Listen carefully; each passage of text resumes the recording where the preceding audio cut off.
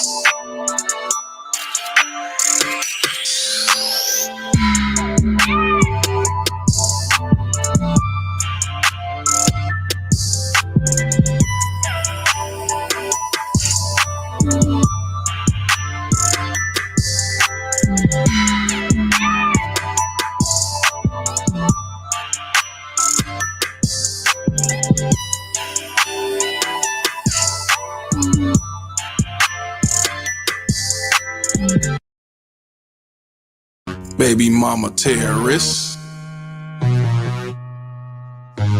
BMT.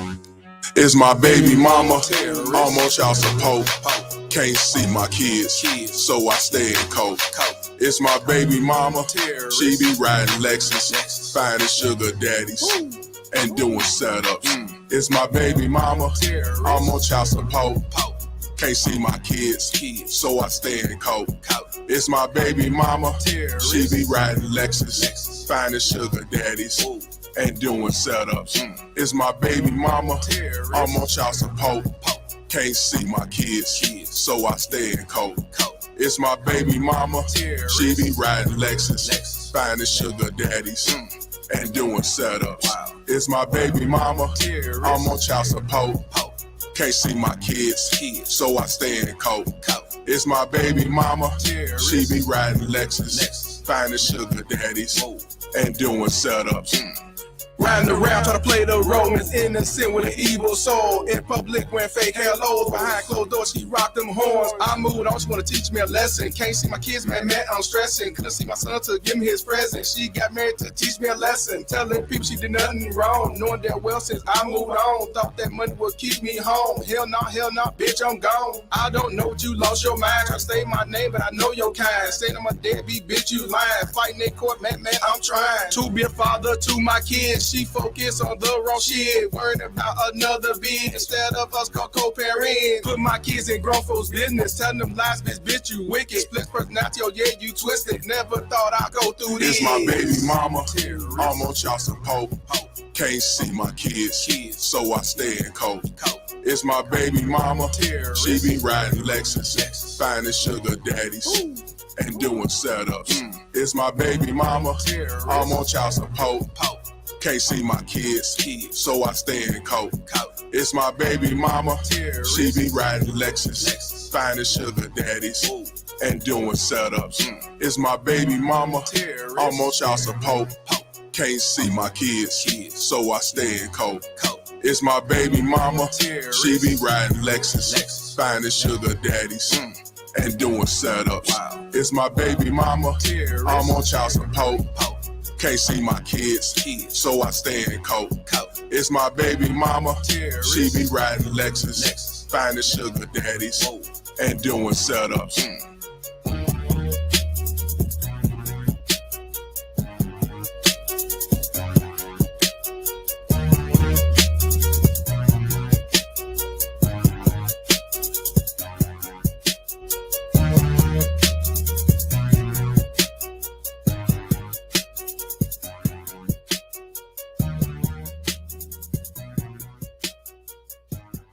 All stand, please. Oh, yes, oh, yes, oh, yes. This honorable court now stands adjourned, sine die. God save the state and this honorable court. Ain't no such thing as an honorable court. Ain't no such thing as an honorable ass court, at least a family court. But this is the only courtroom that is honorable, real, truthful for what's right and what's real. But when they say that shit in family court, that's the most biggest hypocritical bullshit they could ever say. You know, that's a motherfucking lie. But let's get this shit started. Yeah. You may be seated up in this motherfucker. Shout out to the baby mama Terry's Bounty Hunters. I'm your host, Mr. Palmer. But what we're going to talk about today is an unfortunate situation. It's very unfortunate. A 34-year-old father from Louisiana. I'm not sure if he was a single father, but from what I looked around and what I looked at, I only seen him and his kids. So I don't know if the wife just wasn't in the picture. I don't know if she passed away or she just wasn't around at the time.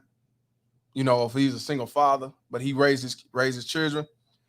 But unfortunately, this man was murdered by a Pookie that was let up in the house, climbed up the ladder. Well, the fuck, you thought it was some Jack and Jill shit, and went up there to see his 14-year-old daughter. And it's not the first time he did this shit, y'all. Not the first time. He went up there with a pistol. And I guess the father went over there and spazzed out, just like a father would. Didn't I tell you, take your punk ass away from here? Don't come over here. No. But unfortunately, look like they both shot at each other. They hit each other, but unfortunately, the father passed away. And dude was hit. He's locked up. They charged him with second-degree murder. 17-year-old Pookie. And I ain't gonna lie, I wish it was the other way around. I sure do. Because if it was the other way around, it would have been justified homicide because, one, dude had a gun. Two, he shot at him also, whether he shot first or not. You should have came over here. But this, I'm glad Perfect Blackness here. I'm glad Perfect Blackness here. Yeah, I'm glad. Good. You could talk about this too. We got to talk about this. But I'm gonna keep it real with y'all. Let's be real. Let's be real. We can't play like we ain't never snuck in a woman crib before that. Let's be real. Let's be real now. Let's keep it Let's keep it real on that. Yeah, it's a sad situation, bro. It's definitely a sad situation to the T when it comes to that. He the man of the house, he the lead, he the father, and I get killed by an outsider because my daughter allowed this motherfucker to sneak in the house. And instead, this dude just leaving out the crib like he should have had. Oh, of course. He don't give a fuck about you. He trying to get that ass. He trying to hit. You know, he trying to, you know, bust them dope moves. You know what I always say. Again, I always say that ass though, right? So because he wanted that ass though, right? Now, murder, locked up, second-degree murder, get found guilty. He's not the police, so he won't get 9 months or 5 years in the blunder mouth. He will get over 30-some years. And depending on the state, which is Louisiana, they don't like niggas. So, and you know, they might be considered that you killed another black man, because if you'd killed a white man, you definitely getting the death penalty. But since you killed a black man, but then again, he was a father and he was the man in the house and he was there. Oh yeah, you gonna get set up for failure. You're gonna be set up for failure. All because of that ass though, right? Now, what I don't know, because I'm not from Louisiana, I've never been to Louisiana, I only drove through it a little bit. I need to find out if he's 17 and she's 14 is illegal. Because in Illinois, if you 18, you under 18, they don't go off 16, 17. I can go to jail. When I was 18, I was dealing with a 17-year-old, and I found out I could go to jail for dealing with a 17-year-old if somebody reported and want to press charges and shit. I didn't know that. I'm like, 1 year? Yeah, 1 year. So that's what I say. And I think in Mississippi is 16. So Alabama is 16 years old that you could deal with a teenager, a girl, if you're older. So I don't know. I wonder, because some states are different when it comes to that age limit on a male female. But it's definitely unfortunate that he lost his life over some shit. That man, you them famous twins. The stepfather or the father got killed because of some hoe ass nigga. Here we go again. The only difference is she's sticking somebody in. They got some shit about some money that one Pookie stole from Ratchet. But face fact says nope, illegal. So that's what I'm saying, fam. That's what I'm saying. It's illegal. But let's be real, y'all. Let's be real, because I did it plenty of times. I snuck in the parents' house numerous of times. Climbed up the ladder and shit on some thirst ass shit. Never got caught though. Never got caught. Snuck through the back door. You know what I mean? Snuck the woman, a bitch in my house. I did that shit too. Sneak him out, take him out the back door. You know, if my daddy knew what was up, he didn't care. But my mom didn't play that shit. My dad said, if you get caught though, it's on you. I don't know shit. That's what my dad used to tell me.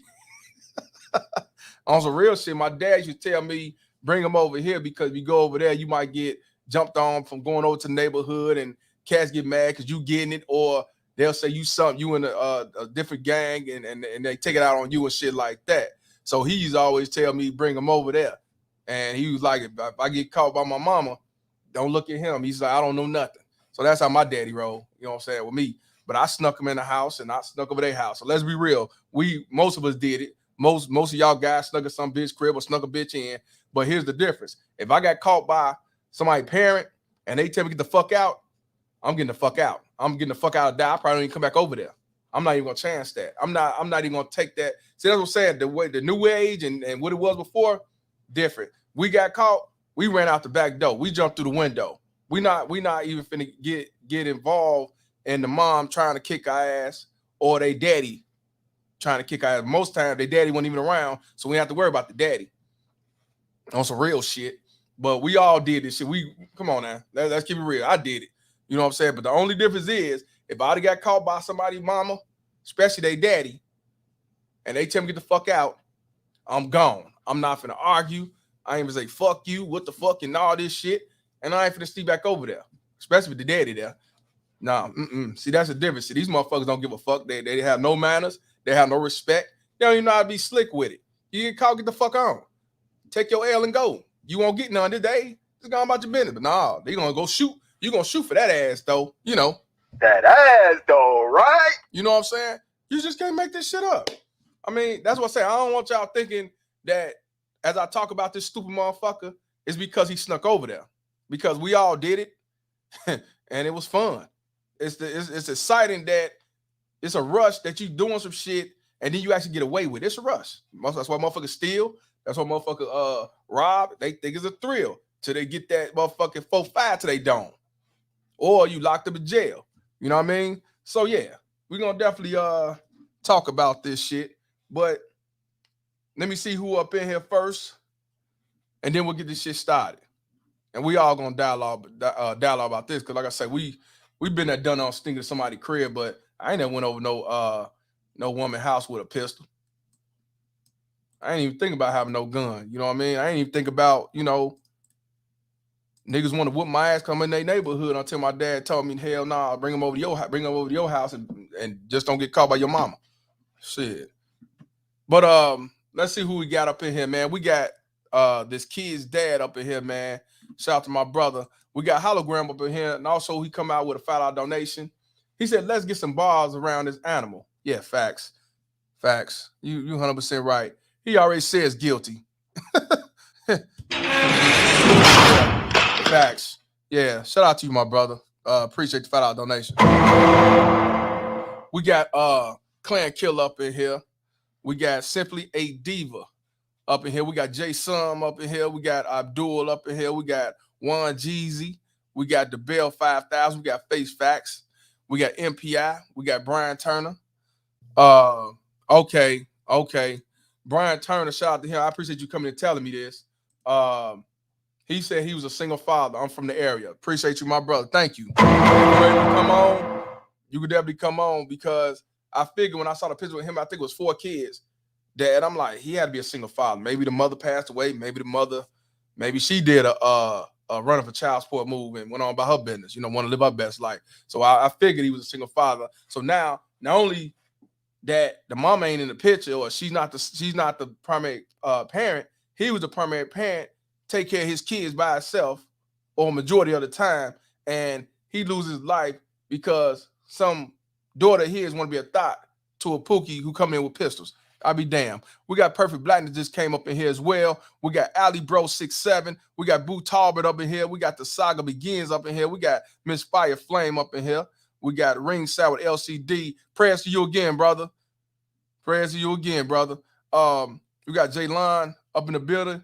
We got Cool Breeze up in here. We got Sir Randolph. We got Dexter. We got Face the Facts. We got Face Facts, and we got Face the Facts up in here. We got 2 Face Facts up in here.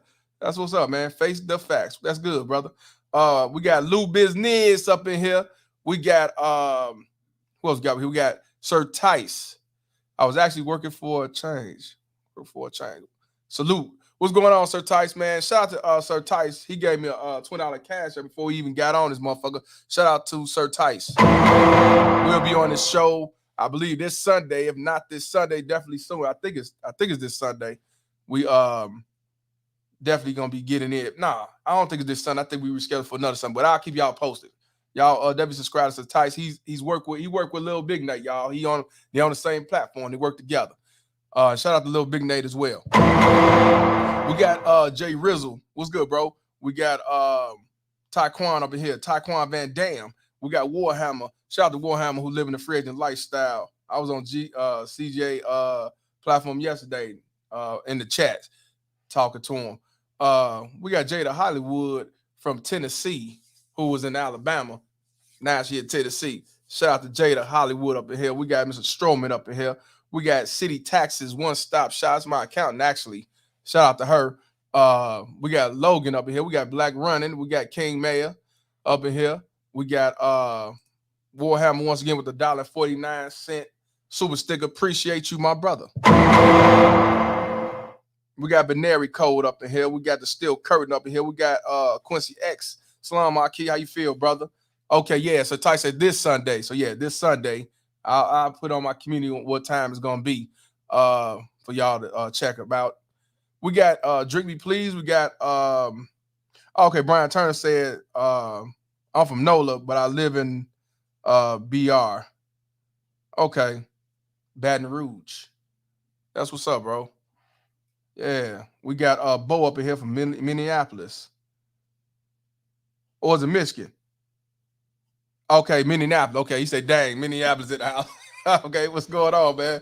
Yeah, I got family out there in Minneapolis, Minnesota, bro. It's real. And want to give a shout out to everybody else up here. We got 89 up in here. Let's definitely get some likes up. We definitely on here. Just it's more. I'm gonna read the article, but also we're gonna check out the news. We ain't gonna be in no longer, maybe hour and a half, 2 hours. I told you from now on, I'm gonna try to keep it short, like 2 hours, maybe 2.5 hours, but nothing past that unless I have a bunch of panel. We really talk some real shit. What y'all think about that video yesterday? Before we start, what y'all think about that video I did yesterday with that white Al Karen, baby mama terrorist, who actually tried to blame Mr. White Man to be the father of black twins? And this motherfucker went on Maury to make herself like you knew damn well that wasn't your mother. He wasn't the motherfucking father. You can't make this shit up, man. You just can't make this shit up, man. They do anything to get some damn attention. Hey, what's up, man? What's going on, Mr. Palmer? Nothing, man. You know me, getting off the couch, so I can do this and run for child support. Shit, how you feeling? I'm doing good. When I saw that video yesterday, I had to pull over when you said Mo was back there giving simp advice. Yeah, he is. He gives some simp advice about him. He say he gonna stay there anyway. You a dumb motherfucker, bitch. You put me through bullshit. Talk about this my kid, these my kids, these my children, and then you take me on a motherfucking show on Maury. I wouldn't have went on in the first place, but I'm going Maury, and I found out they ain't my kid, and DNA shows I'm not the father. I ain't know I'm finna stay in the picture and look out for your goofy funky ass. You better find that nigga. Shit, you knew I wasn't your motherfucking your child's father any motherfucking way. So hell no, I'm not finna even play them games. But it's a choice. About that video. Go ahead. Yeah, what about it, bro? Yeah, that dude, once he got that information, he should have walked off. I don't even know why he sat there and tried to cater her crying and all that stuff. Like the simp is just off the charts. Hey man, they the biggest simps though. They the biggest simps. I can answer that for you. I know why he stayed. He needed somewhere to stay. You think so? Oh, so it's more of a convenience for him. Yeah. Then shame on him. Shame on him. Then that means he got his enemy is his pockets. Shout out to the Beta Male Revolution. Right. Bro, Bo said white dudes civil like that. I just rather be homeless. Hey, Bo said they be on that same stuff. Hell yeah. They the number one sense. Why you think these black whores go over there to him? Shit. Come on, man. These baby mama Ted's running them. That's why they love Brad and Brian and everything else, because they gonna do more than we would. We don't do all that for the most part. Well, that couldn't have been me. It wouldn't have been a show, because once I got that news, I would have just walked right off the show and got my first plane ticket back home. No, I went on about that. Went on about my business. Exactly. Let me get my free ride ass back on out here. I want to give a shout out to City Girl. That's my tax lady. $35 cash app. Appreciate you, my sister. Also from Chicago, out here grinding. You talking about she got more motherfucking jobs and shit, not work for herself than a motherfucking Jamaican, man. You talking about working. Shit. She don't want to work at Walmart like that. She doing her thing, man. She got all these different businesses. We're gonna talk about that. And I hope y'all know I'm at 5,000 subscribers. So shout out to everybody who subscribed, who fuck with me all the way. I'm gonna set up the Patreon, so it'll be up by Sunday or Monday with the Patreon, and I'll have the membership and everything else. So we get that shit started behind the scenes. Absolutely. Yes, sir. I want to get I've been asking about that Patreon. You always been asking about, but I wanted to wait till I got a certain amount. I also want to give a shout out to Julian Wilson for the 99-cent super sticker. That's what's up. Appreciate you, my brother. Yes, sir. But yeah, we got the 5K. That's what I say. I want the slow growth. If I get a lump sum growth or a quick 10,000, that's cool. But that ain't what I'm looking for. I'm looking for the killers. I ain't looking for wanna be soldiers, for real. But Mr. Palmer. Yes, sir. Congratulations on the 5K, and I'm gonna take this opportunity to not only plug your channel but to plug your Patreon. So everybody hit that subscribe button. Sign up for the Patreon. We're gonna have a Patreon exclusive how to deduct Yes, child sir. support. Yes, sir. Absolutely. Congrats, bro. Congrats. And it's going to get larger, too. Appreciate it. And what y'all need to realize, man. Congrats.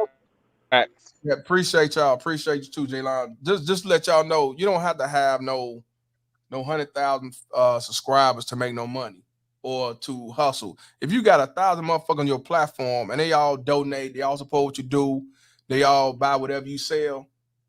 If you don't get nothing else, that's all you need, bro. That's what I say. That's a hustler mindset. You know, I mean, yeah, you want to have 200,000 subscribers and 200,000 followers, but you can make money off 100 motherfuckers.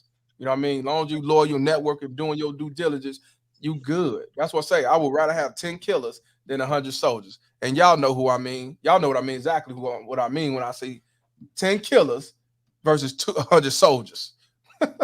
Y'all know exactly what I'm talking about. I know Perfect Blackness, though. I know Indeed.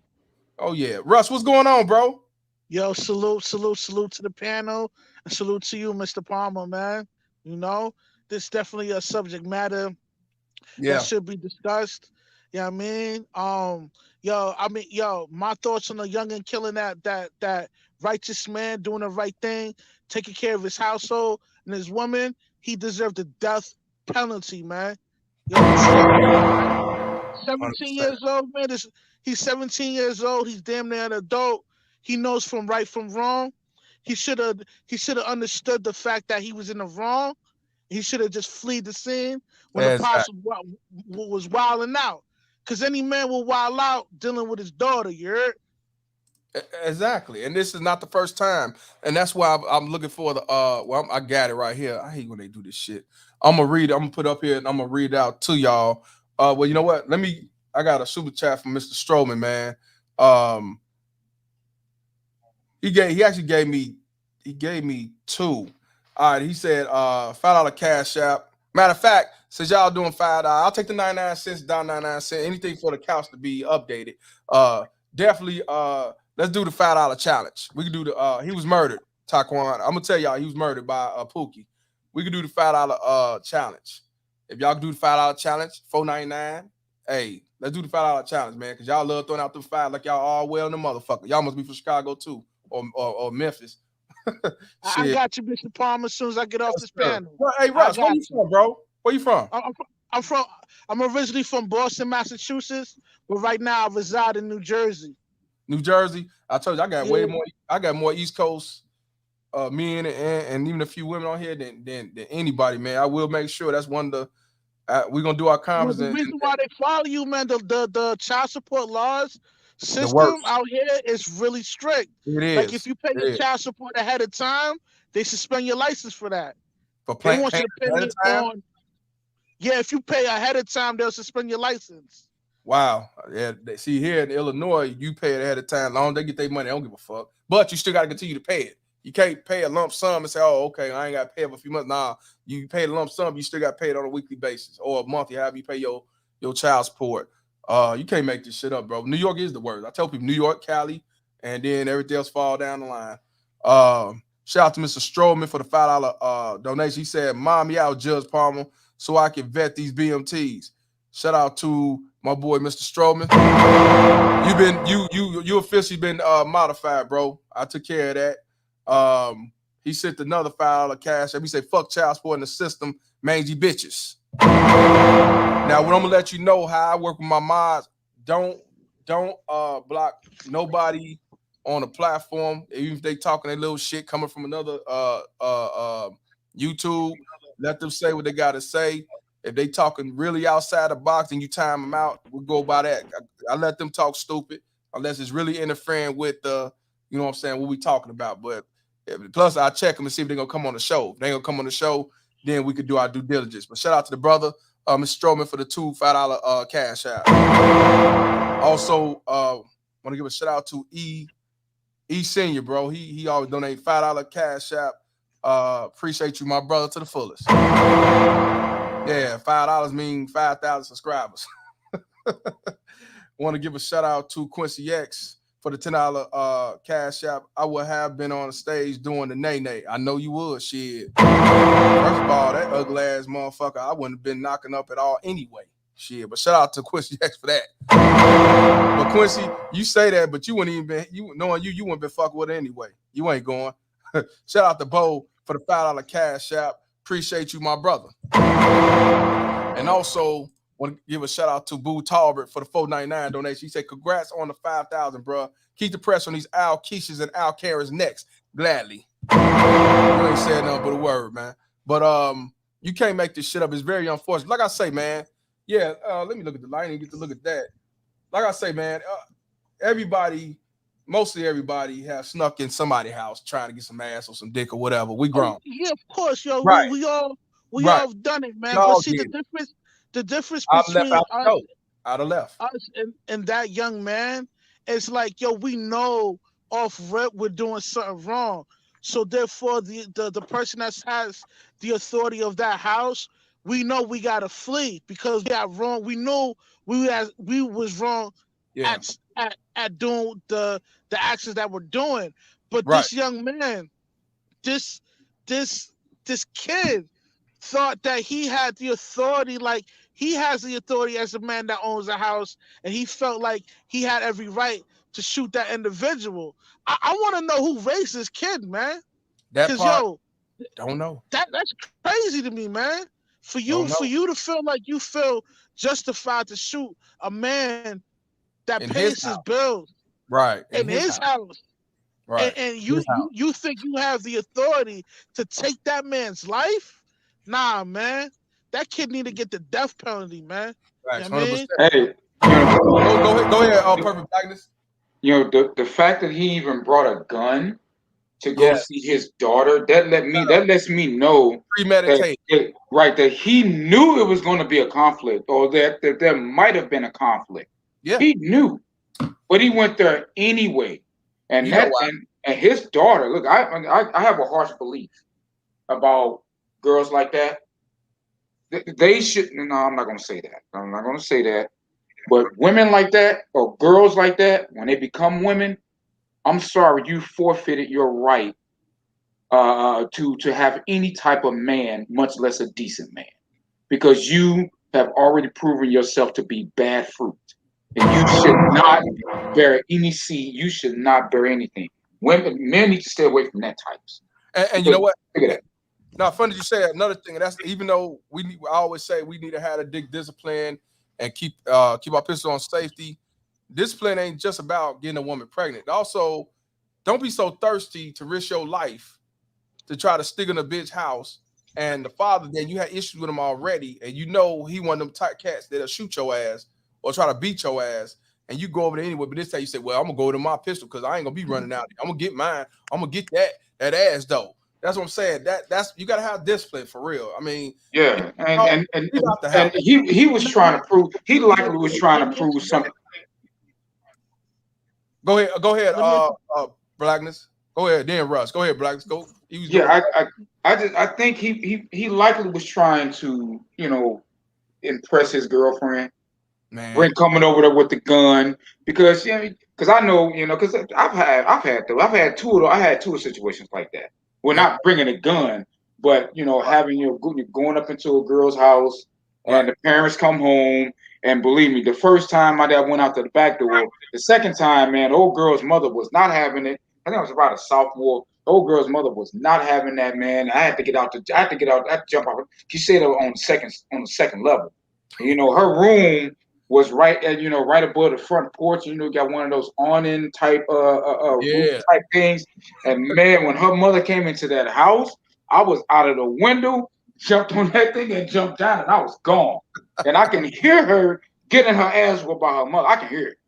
You see, I can hear that. She was getting her ass whooped, right? And I was like, man, that chick, man. I didn't see her at school for at least a week. I bet school for at least a week. You know what I mean? Man. So, but I know because I've been in a situation where, you meet the girl, you got to go meet the father and all that type. That was at least in my time. We had to go meet the father and all that. And if you want to try to impress the girl, so you're going to buck up to the father, at least stick your chest out and all that, let him know you're a man. I think it's kind of situation like he went over there with that gun because he knew the father was about that. Exactly. He had to know that the father was about that. I agree. And wasn't having it. I agree to the fullest, man. I want to give a shout to Doug for the $5 super sticker. I appreciate you, my brother, to the fullest. I also want to give a shout out to Reginald Wilson out there in Texas. $5 donation. We on hashtag BMT. Let's run this tab up. 5K mark. I got my wine out. Medicine rolled up. We celebrate you, Mr. Palmer. Appreciate you, my brother, to the fullest. Shout out to your son as well. Yeah, and I also want to give a shout out to El Negro for the $10 cash app. He said, big ups to you, Mr. Palmer. Team No Kids over here. Shout out to you, my brother. And congratulations, still not having no kids, my brother. Shout out to you. I ain't mad at you. Sarah Gant. Sarah Gant. But yeah, we got 115 in here. Let's definitely get them likes up. We at 96. We close. Let's get the likes up. What's up, OG? Got Straight Turo just came in here. You know, that's what's up. Renoids or Renoid or Renard is up in here. Treacherous. See that treacherous she devil. Facts. Brian Turner, first time you jumping up. What's going on, brother? Whoa, was down with it. Nothing much. First off, man, respect, dog. It's actually my first time on stream, y'all. How you doing? It is. Oh, is it? That's what's up, man. Shout out to you, my brother. Straight. But first off, man, I just want to say, so I'm from New Orleans, Louisiana. I grew up in I'm from the West Bank. I grew up in Baton Rouge, and I'm actually friends with a couple of the gentleman who died. I'm friends with people he knows. Do me a favor. Can you talk a little? I was gonna say talk a little louder to the mic. Yeah. Oh, okay. Can you hear me now? Yes, sir. Yeah, I'm actually friends with the gentleman. I'm actually friends with the gentleman who died. I'm friends with people he knows. Okay. So yeah. I think you went out. Can you hear me now? Yeah. Yeah. So the situation, man, it's unfortunate. The guy who died, he was a community activist, and oh, really? Yeah, he's a community activist. What happened was, man, the baby mama, to my understanding, she wasn't really doing right like that, and he kind of, well, first, let me tell you something about so Baton Rouge in New Orleans. Are you from the South? Are you from my mother and my father's from the South. My mom's from Mississippi, and they deceased, but my mother's from Shabuta, Mississippi. My dad's from Blytheville, Arkansas, next to Hughes. I used to go back and forth to Mississippi, but I'm from Chicago, born and raised. Yeah, man. Well, I'm gonna tell you just like this, yeah. For people who might be from the South, like I said, I'm born and raised in the South. It's very matriarchal down here, man. We have like the high Baton Rouge and New Orleans in the top 5 in the nation in single mother rate. So you come down, huh? Is it? I didn't know. I gotta look that up. We in the top 5 at the very least top 10. I was the only male in my whole school with parents. Most people who grow up in the South grow up in a single parent household. That's just the way it is. But okay, I'm saying, so Baton Rouge especially, Baton Rouge, the majority of the young males, like the one who killed this man here, the majority of the young males down here grew up in single parent households. So you got a lot of just young males out this place just retarded. You know what I'm saying? Like the thing is, it's a very matriarchal culture down here, and unfortunately, got a lot of young males. Not making any excuses for them, of course. Yeah, Huh? No, I said, yeah, I know you now. You just telling what it is out there. We have a 70% single mother rate down here, 70%, and growing. You know what I'm saying? The majority of young men down here are with just their mamas, but. Getting into it, man. The man. What happened was the man is actually from the project. He's from a little area in Baton Rouge called Fairfield. And what happened was he moved to Zachary. Zachary is a suburb of Baton Rouge. It's like one of the nice upscale neighborhoods in North Baton Rouge. And he moved there to get away from all that. Well, unfortunately, the apparently the little girl, she still had a lot of ratchet in her, and the boyfriend followed her there, but. You know, from what I was told, the daddy gave him multiple opportunities. The daddy actually, you know what I'm saying? The daddy, he gave the young man multiple opportunities to get himself right. But, you know what I'm saying? He kept coming back disrespecting him. And the night it happened, man, he was just standing his ground. You feel me? So this happened more than one time? Oh, it happened plenty of times. From what I was told, the young man was kind of like, you know what I'm saying? Young street nigga. You know how I go, man. Just That's what I thought. The pictures, y'all look at the thumbnail. If you look at the Blackness. If you look at the thumbnail, that was his mugshot. I just took the background out. That was his mugshot. But go ahead, Blackness. No, I was saying. I mean, you know what this brother's talking about. That's kind of what I suspected. I didn't even know anything about the back. But and the reason why I suspected that because of the mere fact that he went to that man's house to see his daughter with a gun. So that tells me that he knew that there was at least some type of possibility that there was going to be some type of altercation. Right. So he went there prepared for an altercation.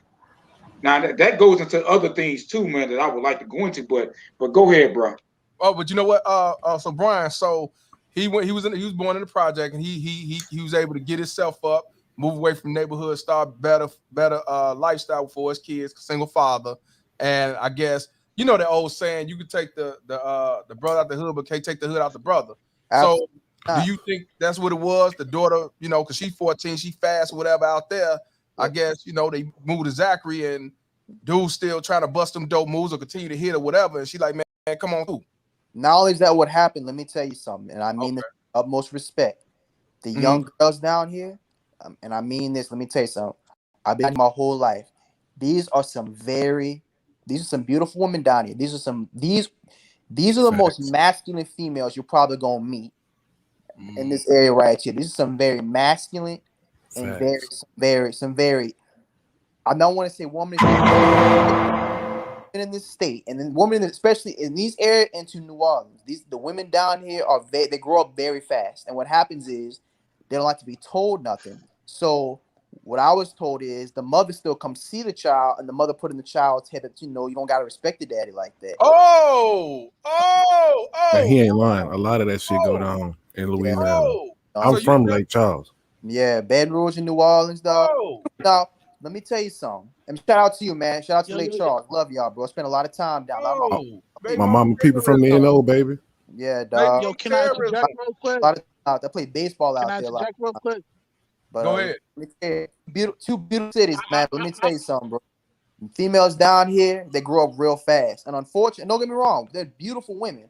But because they grow up so fast down here, bro, they grow up in a very masculine type mindset, dog. What happens is these little girls, even from a young age, you'll see a 14-year-old, she'll have the same mindset as a 30-year-old down here. And that's just recently there was a stabbing in Lake Charles by a little girl. She's 13, she killed a 15-year-old. So you're not dealing with little girls who on that dainty stuff. These look not all of them, but a good portion of the little girls down here, bro, they're very masculine. And it is just what happens is they're able to date older men because they have an older mindset. You feel me? And it's just sad. Yeah, they grown.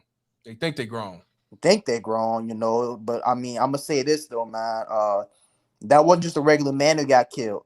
That dude was helping out with shelters. He was helping out building ice creams. You know what I'm saying? He was the kind of dude, even though he moved to Zachary, he still came back to his hood. You know, Fairfield is a rough Baton Rouge got a lot of rough areas, but Fairfield is a rough ass area, bro. And the thing is, what happened was, dude was coming back to his hood, helping out and stuff like that. But you know, it catches up with you. So, Rush, you was finna say something. What was you about to say? Now that we getting like more detail of the story, I feel like the daughter need to get locked up too, cause she kind of lined up her father to get killed that night, man. If you knew there's friction between the both of them, why would you bring the dude to the crib knowing that he has a firearm on him? She needs to go to jail too for lining her father up. That's how they do us dudes when we get caught up, in drive-bys and be in a situation. Like if you're in a vehicle with a guy if you're in a vehicle with two other people that's shooting up a club or whatever, that person that's driving and in the passenger side is going to jail with the two other individuals that shooting the club from the back seat. Accessory after the fact. Yeah, facts. Yeah, 100%. Yeah, so she need to go to jail for that. Yeah, actually, I agree. But I want to go back to what Brian say. But before I do that, I want to give a shout out to Ringside with LCD for the $5 donation. He said, "Congrats on the 5K subs, bro. Real talk, 103 times. Appreciate you, my brother." Want to also give a shout out to Ali Bro. Want to give a shout out to Ali Bro 67 for the $4.99. He's at 5K strong. Another pillow for the cows, right? Exactly. One more again. Hey, but I want to get back. I want y'all to hear what Brian said though. He said that the baby mama terrorist, the kid's mother, will come around back and forth often, but tell the girl or tell the kids, you ain't got to listen to him. Fuck him. You do what the fuck you want to do. Didn't you say that, Brian? Yeah. That was according to people. That was according to family members. She basically helped the child to get kind of grown. You know what I'm saying? But it's just typical, man, and it's fucking sad. Exactly. That's what I was gonna come to. Y'all can relate to that because some of y'all got custody of y'all kids, or y'all got equal parenting, and y'all still go through the manipulated ass kid because the mother still try to dictate and fuck up their mind to disrespect you, and you got to start reprogramming all over again. And you got equal parenting time. You know what I'm saying? This shit, I told you, this shit is real. The bitch can have non-custodial parents. She can have every other weekend. She still got more fucking power than you have, and you got full-time custody. So I believe that's what she did. I believe. So the father had custodial parentship of this child. To my understanding, yes, he was a single father. Boy, I got a lot to say. Go ahead and finish, bro. He got 4 kids. It was 4 kids or 3. It was 2 children because like I said before, I'm homeboy. I'm close friends with one of his homeboys, and he told me pretty much what happened. And he said, yeah, he had custodial. You know, Baton Rouge is small, so everybody knows somebody who somebody knows. You know I heard. Everybody know everybody out there. You know what I'm saying? But yeah, so he just told me, yeah, he was a single father. The mother really wasn't in the picture like that. She was out doing whatever. Can you hear me? Yeah, I heard the car something, but go ahead. But you know, and this isn't to disappoint y'all, but I will tell you one thing. From the scope of this case, I'm not saying the young man's is not gonna get off, but I will tell you one thing. From what I've been told, the father actually shot first. So what might happen, which I don't think is gonna happen, because remember, he broke in. Right, whether the daughter let him in or not, that's not her house. She broke in. They're talking about the young man might actually get off because of the fact that the father shot first because he didn't realize who he might not have realized who that was at first. He thought it was just a regular intruder. You know, but that's So, but like I said, for still coming. Hey, check this out. Hey, I'm sorry because I got check this out. We got Taz up in here, man. What's going on, Taz? Oh boy. No, that's my guy. I know. Yeah, I know he controversial like me, but I've been knowing Taz for over like about 5 or 6 years actually, man. We came over from Facebook.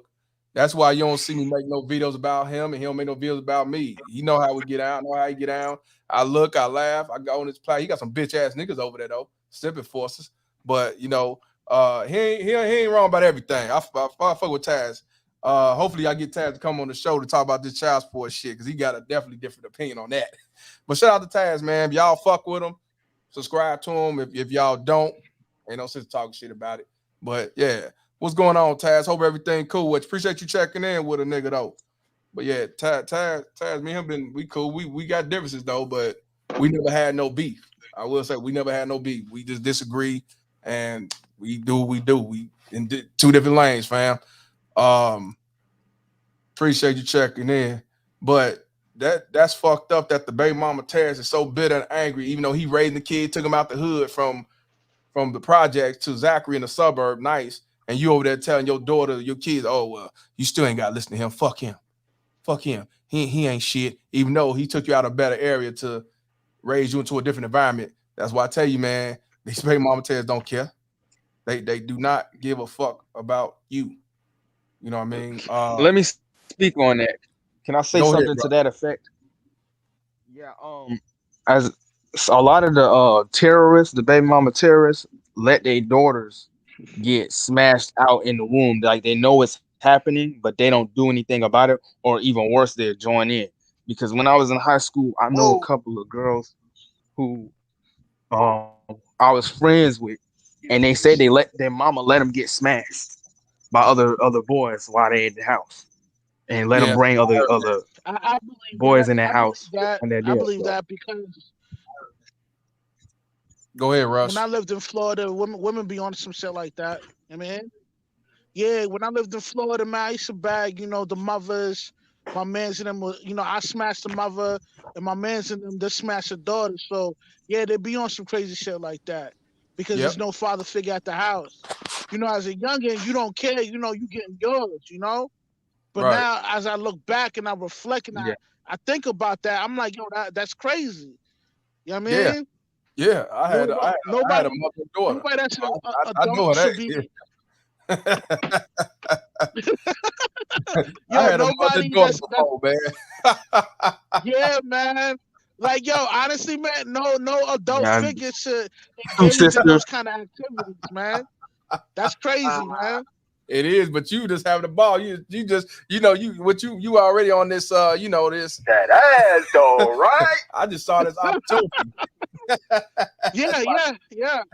That's why I saw this opportunity. I was like, this is a chance of a lifetime. It's gonna be in my motherfucking record book.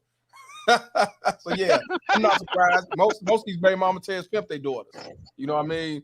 So that's a real shit. Ringside with LCD. What's up, bro? From California. Yeah, man. I'm just chilling. I'm from Louisiana too. I just live in LA now. Okay. You been raised there? No. I grew up I'm over here because of the military. I retired out of the military over here. Okay, cool. Okay. Yeah, but he telling the truth though, about how it is with these baby mama terrorist daughters and these growing up fast. Because I remember I didn't even have to sneak into this girl house, man. I would go over and she was like, "Hey, my mom said we can go in our room," and I'm like, "What?" But they dad worked in the I think he worked in the oil fields or the oil rig, so he wasn't there half of the year. But you know, wow, okay, yeah, man. So we would go in our room and she would shut the door and lock it, and then we would get our business on. Now the whole time I'm tripping, I'm like, man, your mama let you do this? She was like, yeah, my mama cool with it.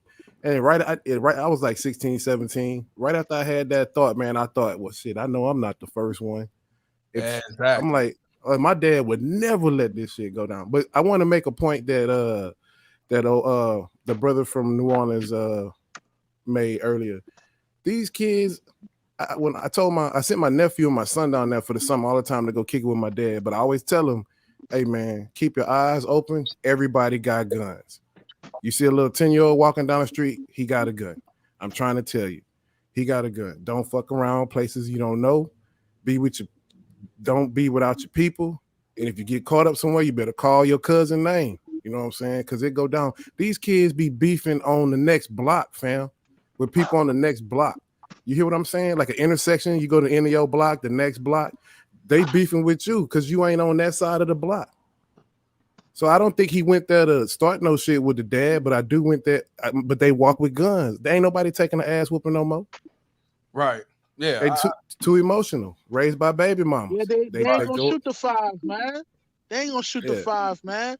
They real quick to grab that grip and get the dumping out there, man. You know what I mean? Listen. But I'm from an era where we throw them hands, you know what I mean? They ain't doing that no more. All right, Quincy, you be easy, bro. I understand you gotta do what you gotta do, brother. Be safe out there. And El Negro said, how can I purchase a child support hat and shirt? With the hats I got on deck, you can just cash out me the $40, email me your information, it'll be sent to you in a couple of days. The shirts, if you go on the bottom screen right here, it shows, go to teespring.com. That's where you get the fuck child support shirt, baby mama terrorist shirts. But the hats, the mask, I got on deck. This cash out. Man, you can't make this shit up, bro. And I appreciate Brian coming on here.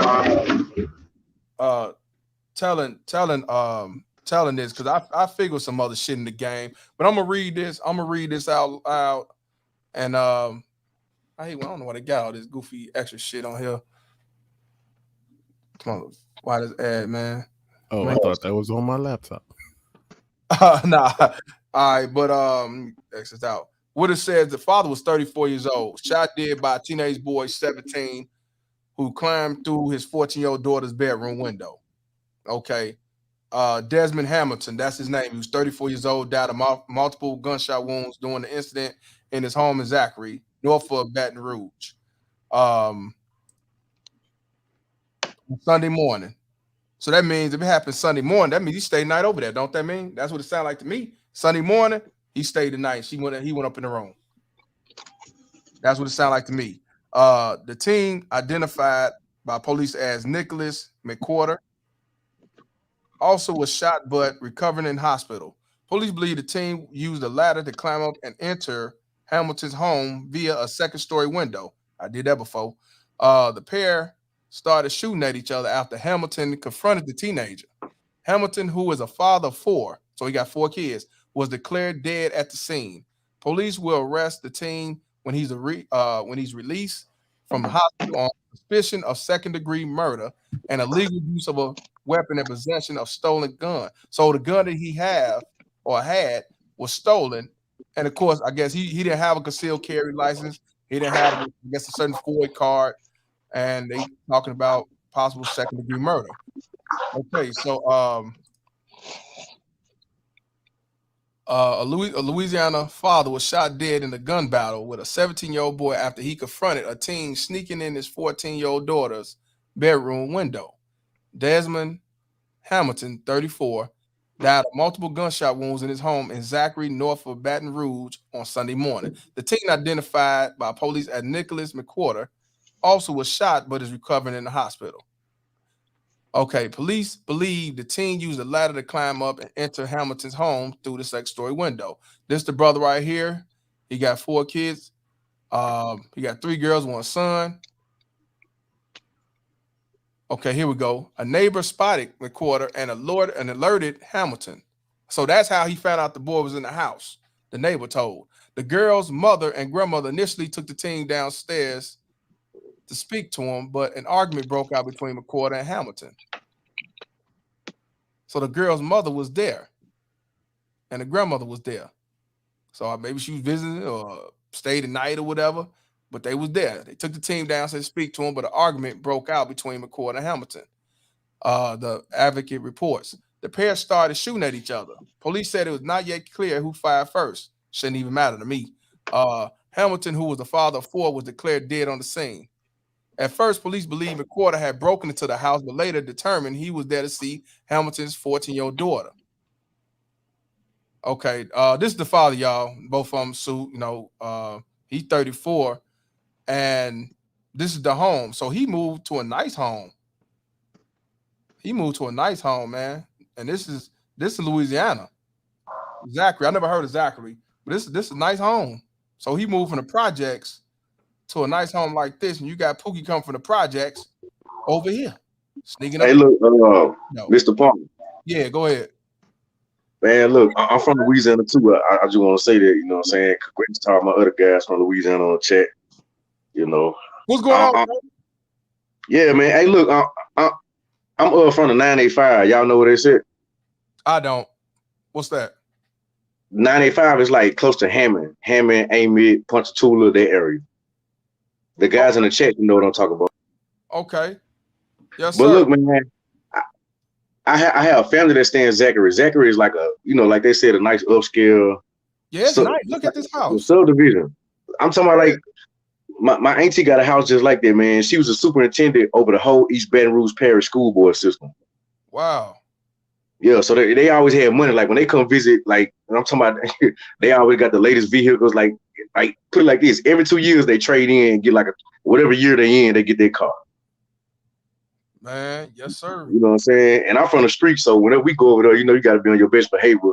You might could drink a beer in the yard, but that's about it. You ain't finna roll up none of that sticky. So they strict over there. They get like kind of like a gated community that you can't do the stuff you did in the regular residential, right? Yeah, but me being from Louisiana, man, they ain't lying, bro. Like in Louisiana, bro, having a gun is like a part of your outfit. Damn. I'm just being honest, bro. I know Chicago bad, but yeah, it's a whole nother ball game, Louisiana, Mr. Palmer. I can believe that. Yeah. I can believe that. Oh, damn. So did you know who the father was, or knew anybody that knew the father? Because I know everybody usually know each other out there. I mean, not really, but I have seen some stuff on Facebook. Like I'm from Louisiana, but I'm in Oklahoma right now. Like I'm so glad to be here. Okay. Man, I'm so glad to be out here around all these country people, man. It don't make no sense. I heard. Hey, what part of Oklahoma? Hold on, what you say? What part of Oklahoma? Actually, a little town called Stillwater with OSU at. I know what I said.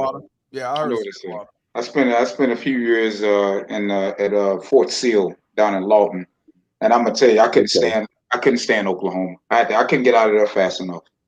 I mean, what was it about it? Was it like the people, or was it like the workforce? What was it? It was one of the most racist towns I've ever been in my goddamn life. I mean, I can agree. I've been here almost 2 years, but I don't let it bother me, man. At this point in my life, Well, I'm gonna tell you when I was at Fort Sill, it was like my first couple of weeks there. I had gotten arrested. I was in a car with someone else. I had gotten arrested, even had to spend a weekend in jail, and nothing was charged. They have at Fort Sill, at least when I was there, when at Fort Sill, they have a whole legal team that do nothing but fight cases for soldiers who are pulled over and unfairly jailed by Oklahoma police departments. Yeah, man, I ain't gonna I kid you not. I kid you not. And it got to the point to where my last few years at Fort Sill, I didn't even go off post. I didn't even want to go off post. Yeah, Fort Sill's in Lawton, Oklahoma, and I'm sure you know where that's at. Yeah, I know exactly what Lawton is. No disrespect, but for me, in my opinion, I always tell black, and you know they got a saying about Oklahoma: go there on vacation, leave on probation. That shit is real. I mean, I have been arrested since I've been here, but it was only for driving on suspended license, and I paid my ticket off, so I'm good. Matter of fact, I can tell you, they don't like black men there, and you in the military. They don't like you. Show them your military ID card. Oh no, no. And that was a mistake that I made. Oh yeah, I'm in the military. We okay. We wasn't speeding. Everybody wearing a seatbelt. Ain't nobody drinking, and that doesn't matter. So let me ask you this: the car you was in, was it a bunch of black males? And that's what it was. It was full. And all y'all had your uniform on and everything. No, we didn't have our uniforms on because it was on the weekend. We was on the weekends. So y'all was dressed as civilians. We was dressed in civvies, but we think because as soon as we pulled out of the post, we didn't get. I don't think we got a mile down the street. Oh, okay. I don't think we got a mile down the street.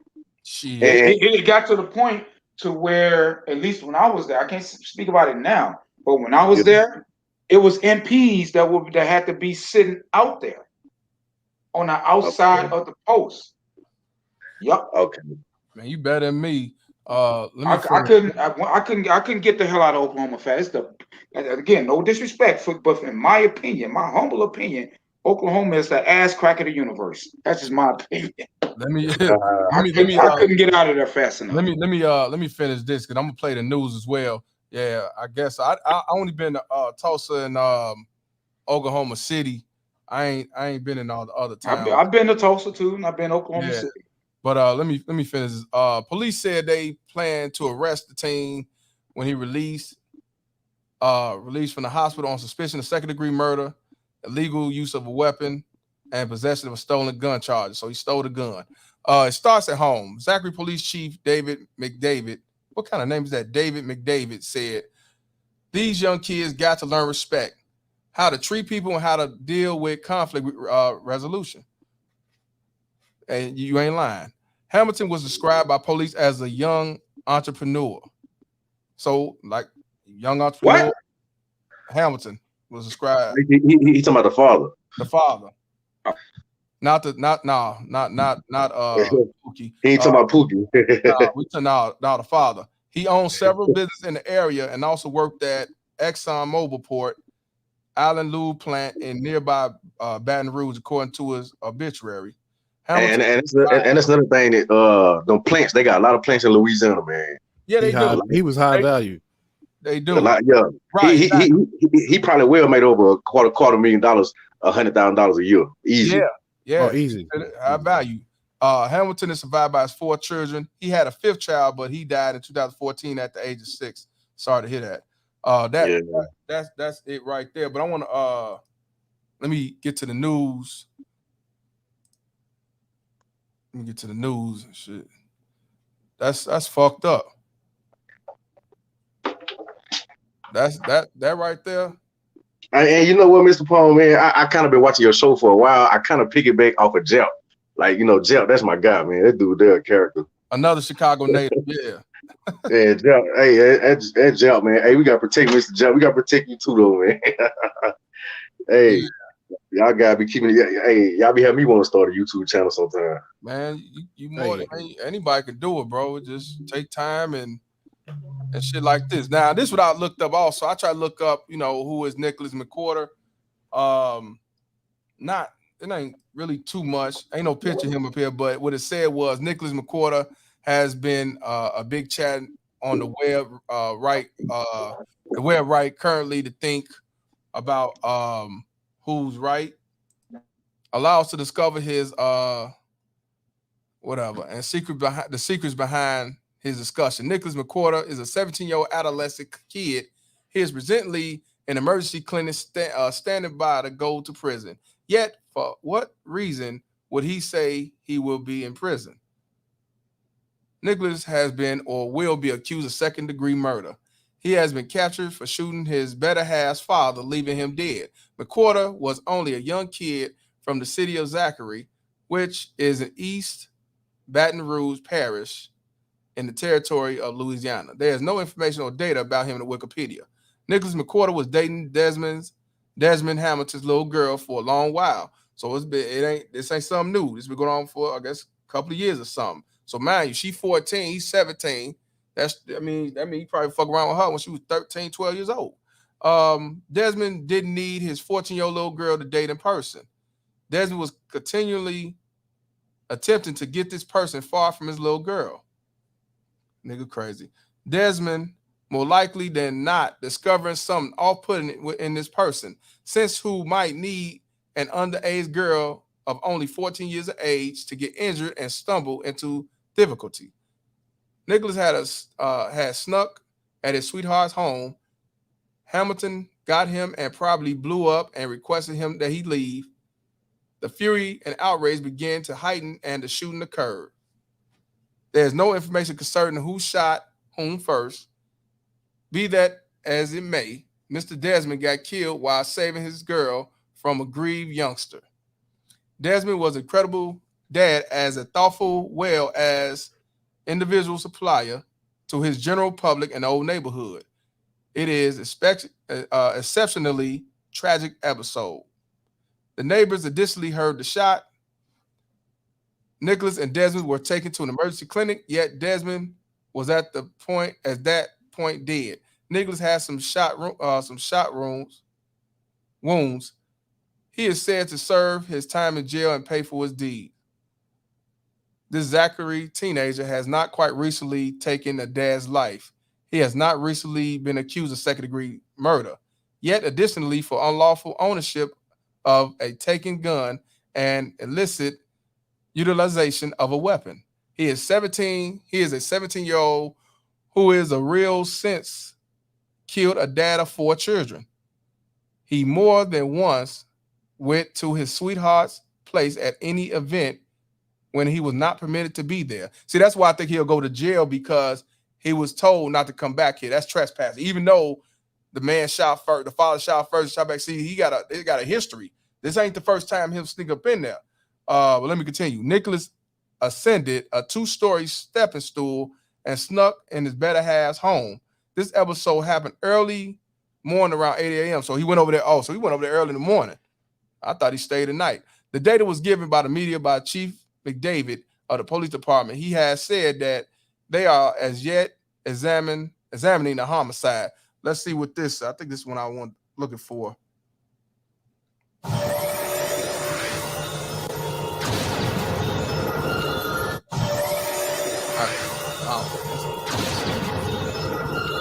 A murder charge after a shootout at this home.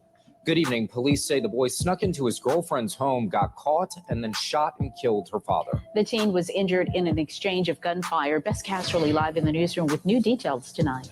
The girl's father had tried to keep them apart many times before, but police say the teen murder suspect wouldn't stay away.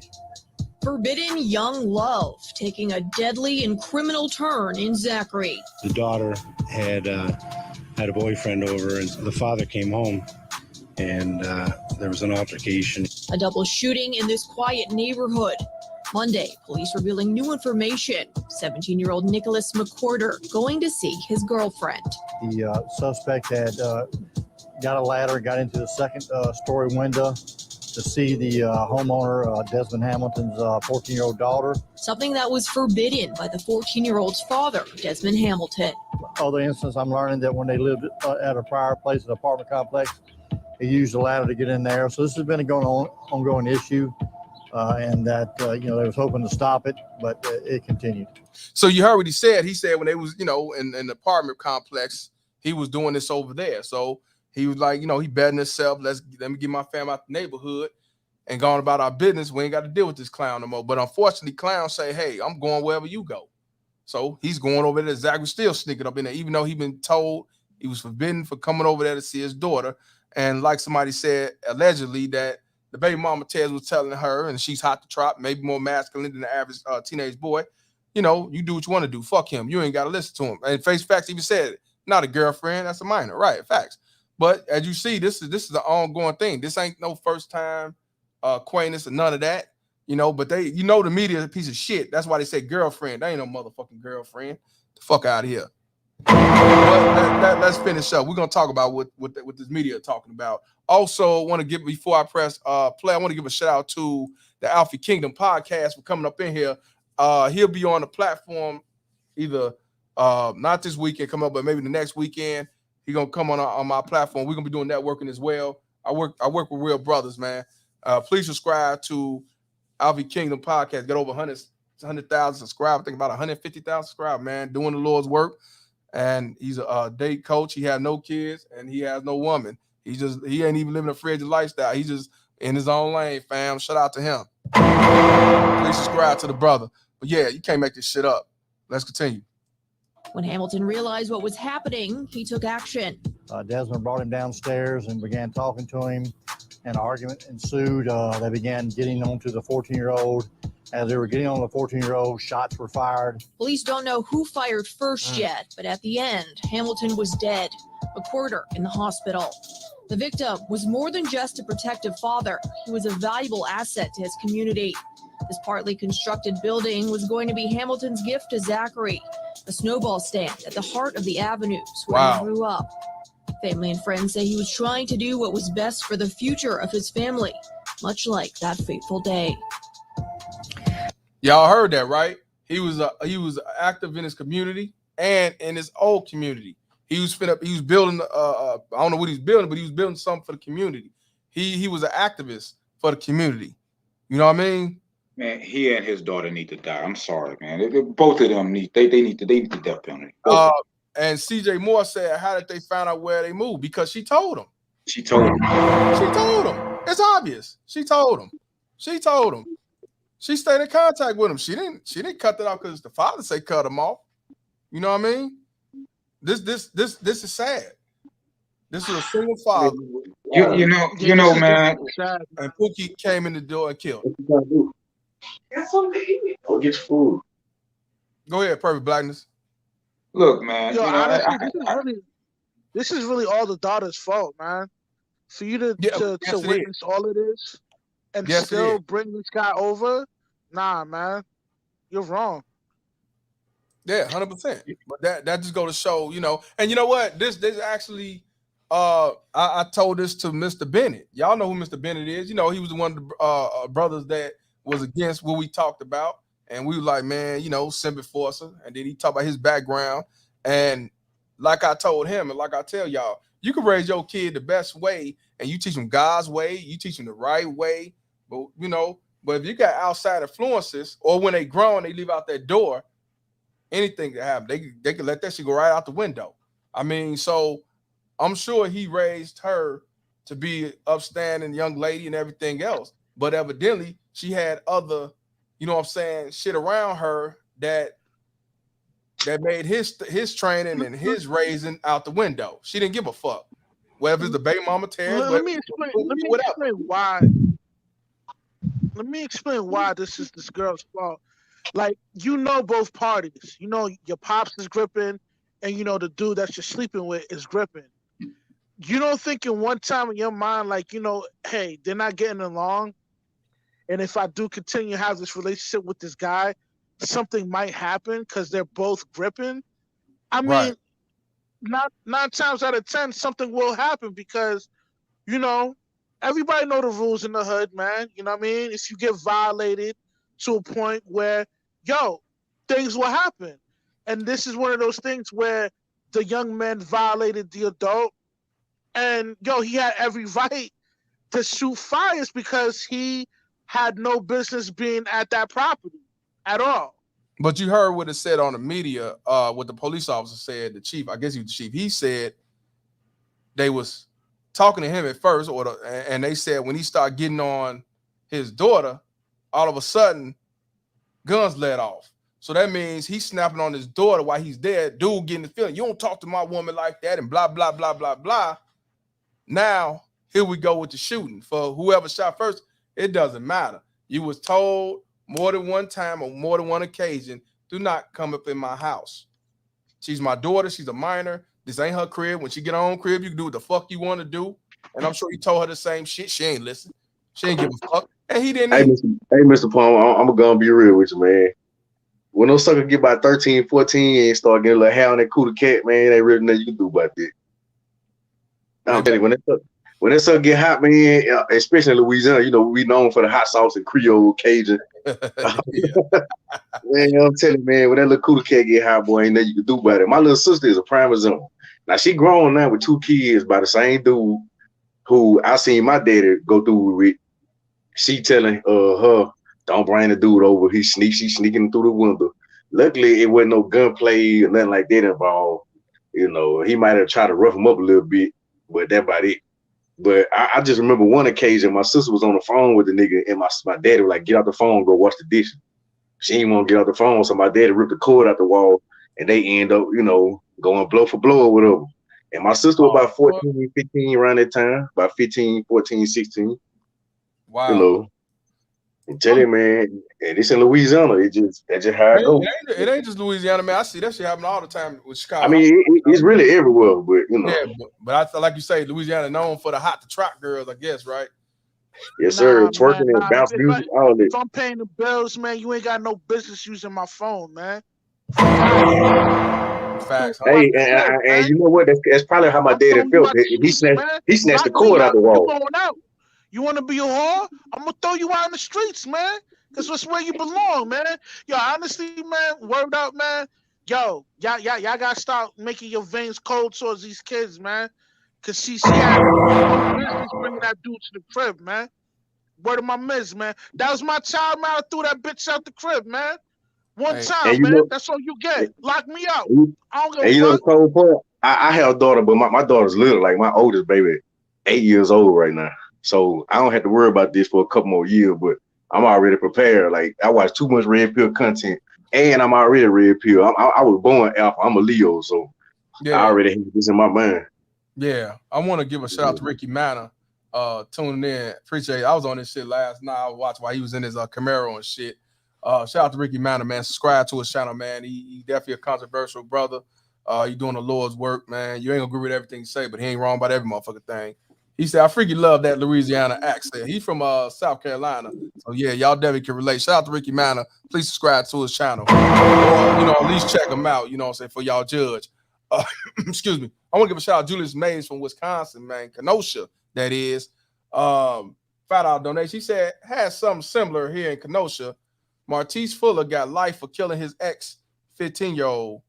He was told not to come to the crib. See what I mean? You can't make this shit up, man. You know, you cannot make this shit up. And that's what I'm saying.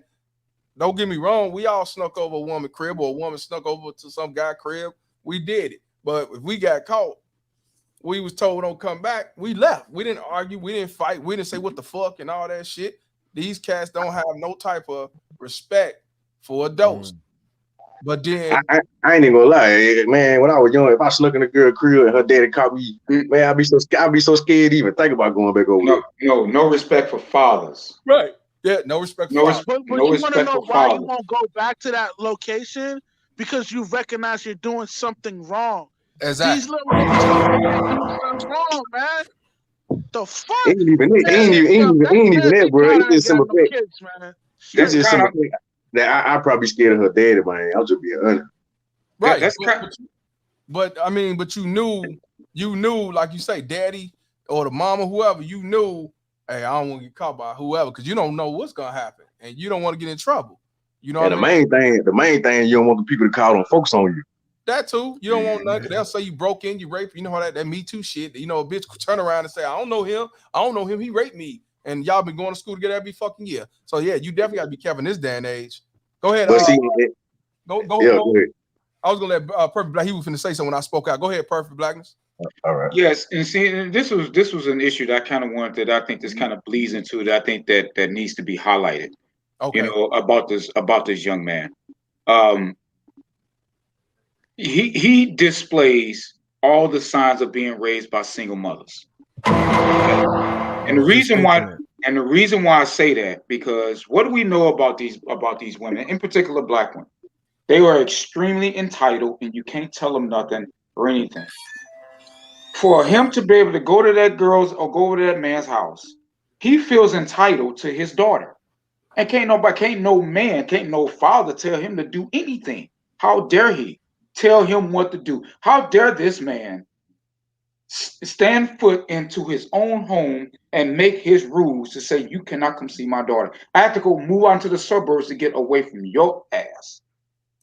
But because of his entitled nature that he has inherited from his single mama, it is displayed into his actions, and now he should never get out for the rest of his life. And quite frankly, his daughter should be forced to wear a scarlet letter for the rest of her life, warning all men that she encounters in her whole life, say, this is what you are going to get if you deal with this girl.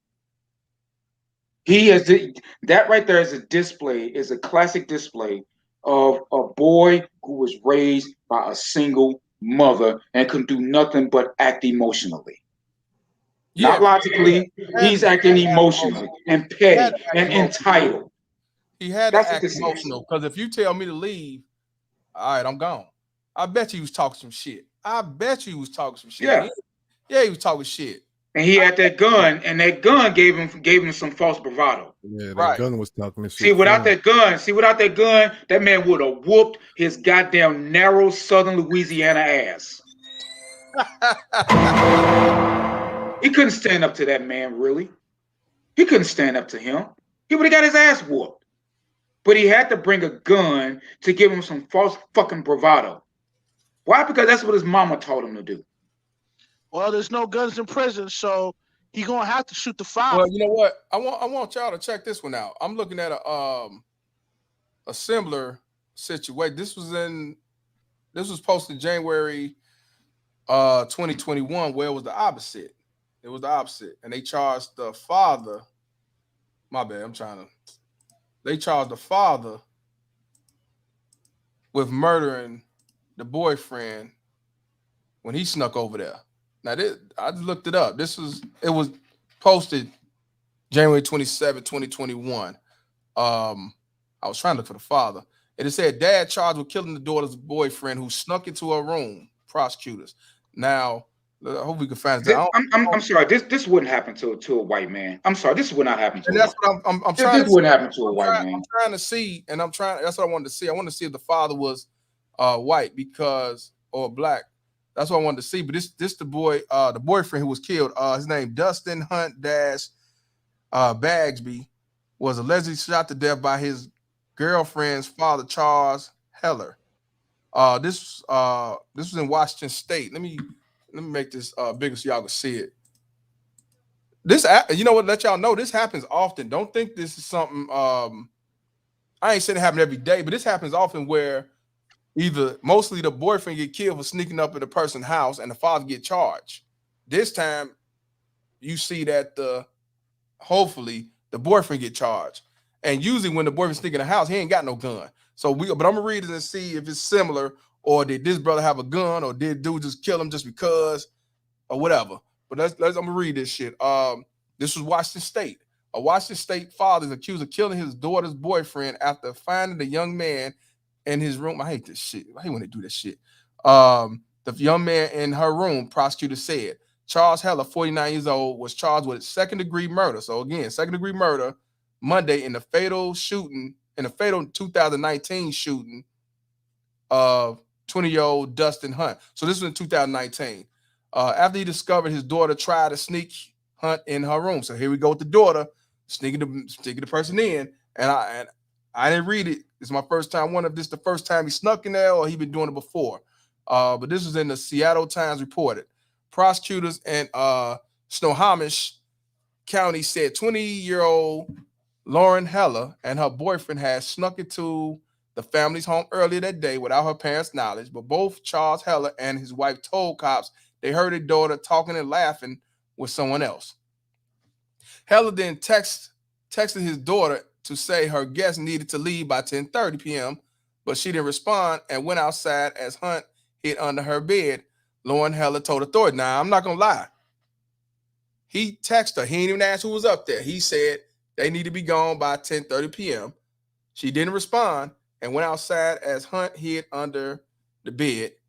And Lauren Heller told authorities. When Lauren Heller went back inside, she said she saw her father point a gun at Hunt as he was trying to get dressed, wearing only his underwear. She told detectives. Heller's finger was on the trigger the entire time he was pointing the weapon. Prosecutor wrote in charging documents. The point this point was important to Lauren and played a large role in her fear because her father, formerly in the military, has trained in handling firearms and had taught her that you do not put your finger on the trigger unless you prepare to shoot.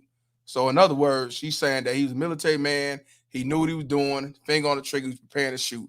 Okay. Lauren Heller then put herself between the boyfriend and the gun, telling her father to shoot her if he's going to open fire, prosecutor said. Hunt then pushed the gun away from his girlfriend. So Hunt, that's the boyfriend, then pushed the gun away from his girlfriend, causing the father to fall back onto the bed. Charles Heller later told detectives he shot Hunt in the shoulder and told his wife to call the ambulance after putting the gun on the kitchen table. Charges show. An autopsy determined that Hunt died from a single gunshot wound to the chest. So why he get shot in the shoulder? Unless he got shot in the shoulder and it went to the chest. But let's continue. An attorney for Heller did not return a request for comment Monday, the Seattle Times reported. It's unclear what led to the charge nearly 2 years later.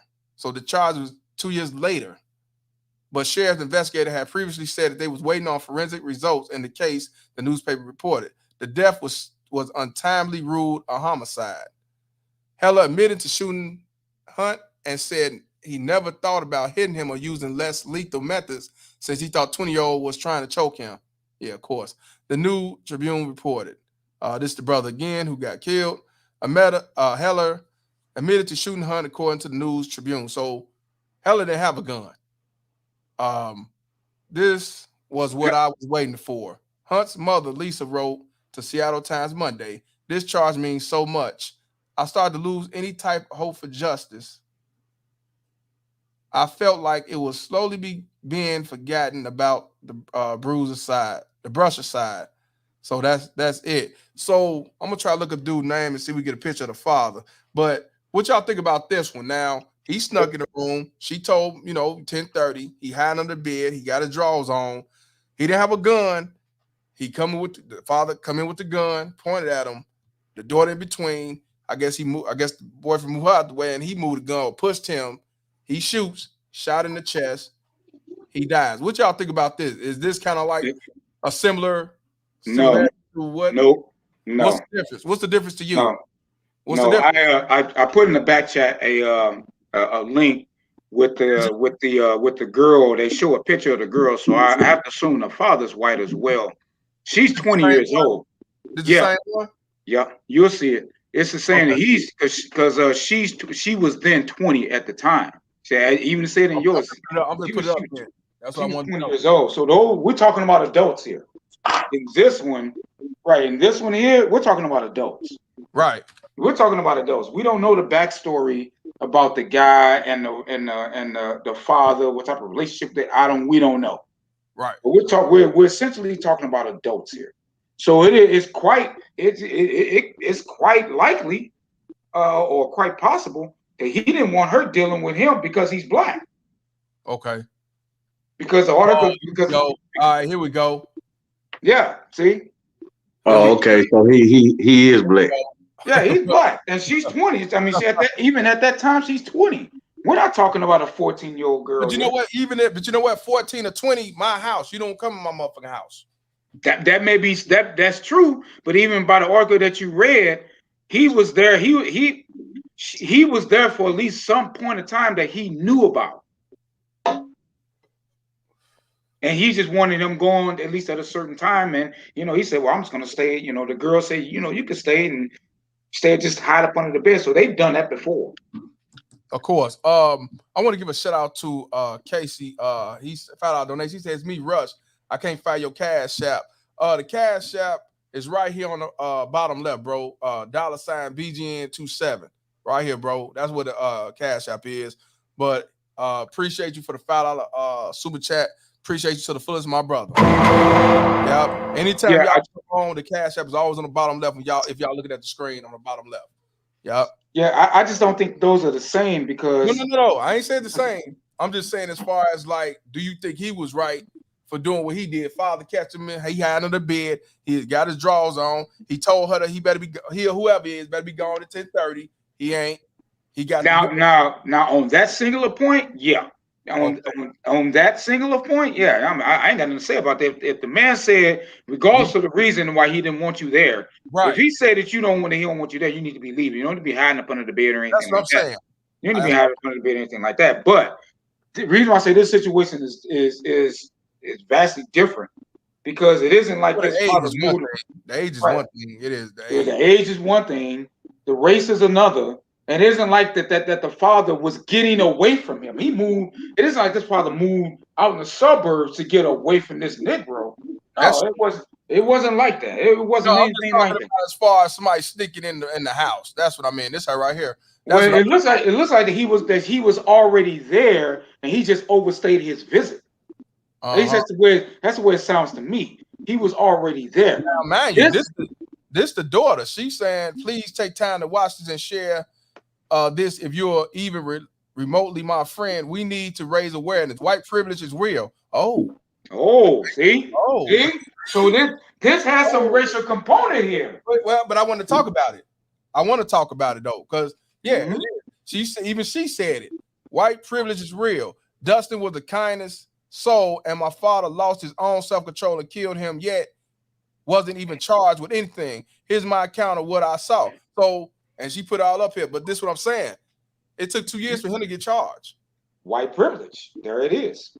But what gets me is the fact that they saying that this young dude, Pookie, might get off because he shot first. It don't matter. I told this nigga don't come in my house.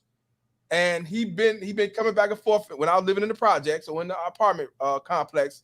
And then you still come your punk ass over at my house because my daughter a hoe, and she still say, fuck him, don't respect me, still come over. And yeah, I shot first, but he got the better hit. And this dude might not face second-degree murder charges. That's no different from the shit that happened with the famous twins. Does Louisiana, do they have the castle doctor in there? I'm just curious. I mean, I'm from Louisiana, so you got to explain to me what that means, and I'll let you know. Well, basically, the castle doctor, if an intruder comes into your home, I mean, you have a right to shoot first. Right, you smoke. In Louisiana, man, look, listen. In Louisiana, if you come in my yard, on my property, or in my house, I could smoke you and call the police, and I'll sit there. It's literally the Wild Wild West. Yeah, I can literally call the police. Most Republican states is basically the Wild Wild West. So if they have any semblance of a castle doctrine in Louisiana, I can't see this boy getting off. Matter of fact, bro, in Louisiana, they have a law where if you kill somebody, and I think it's within 30 or 90 days, if they don't have no evidence or that's in charges or something like that. That's the New Orleans. That's the 90-day. The 90-day convict. They don't have no card. 90 day. Yeah, if they don't find nothing to convict you with 90 days, you off. You scot free. Okay, so that's how he'll get off. Check this out. In Louisiana too, in 1996, they had the anti-carjacking law that came out that said your car is not an extension of your house. And so you can keep a loaded gun in your car, and you don't need all you need is for your gun to be legal.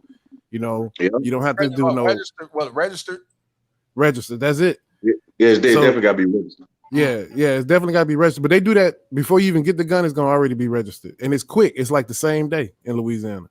Cause look, if you see somebody getting carjacked, you can shoot the carjacker. If you see somebody that look like they're getting carjacked, you can shoot the carjacker. If you being carjacked, you can shoot the carjacker. Even if he drive off, you should be able to shoot him. Yeah, so it's literally the wild, wild west. Like you said, Mr. Palmer, all them red states is literally the wild, wild west. But Perfect Blackness says something I want to touch on before I go out. The cold part about this is, man, this little girl then destroyed her whole family. She got little brothers, little sisters, and check this out. Now everybody gonna grow up without a dad now, and it's gonna be real lonely for her out here in this world. And to the brother that said he would have kicked her ass out the first time, and I know it's people gonna say, "Oh, that's harsh. You can't kick a child out." But guess what? They daddy would still be alive to raise them other kids. And not only that, she probably been better off.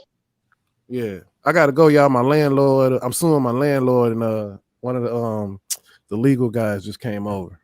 I understand. Oh, okay. And you've been man. Peace out, brother. Be safe. All right. Man, they won't show a picture of the father. I'm trying to find a picture of the father. They showing the daughter, the boyfriend, everybody up. They ain't showing the father. They don't want to show the father because you get that picture out there. That's white privilege in and of itself, right there. That's white privilege, right there.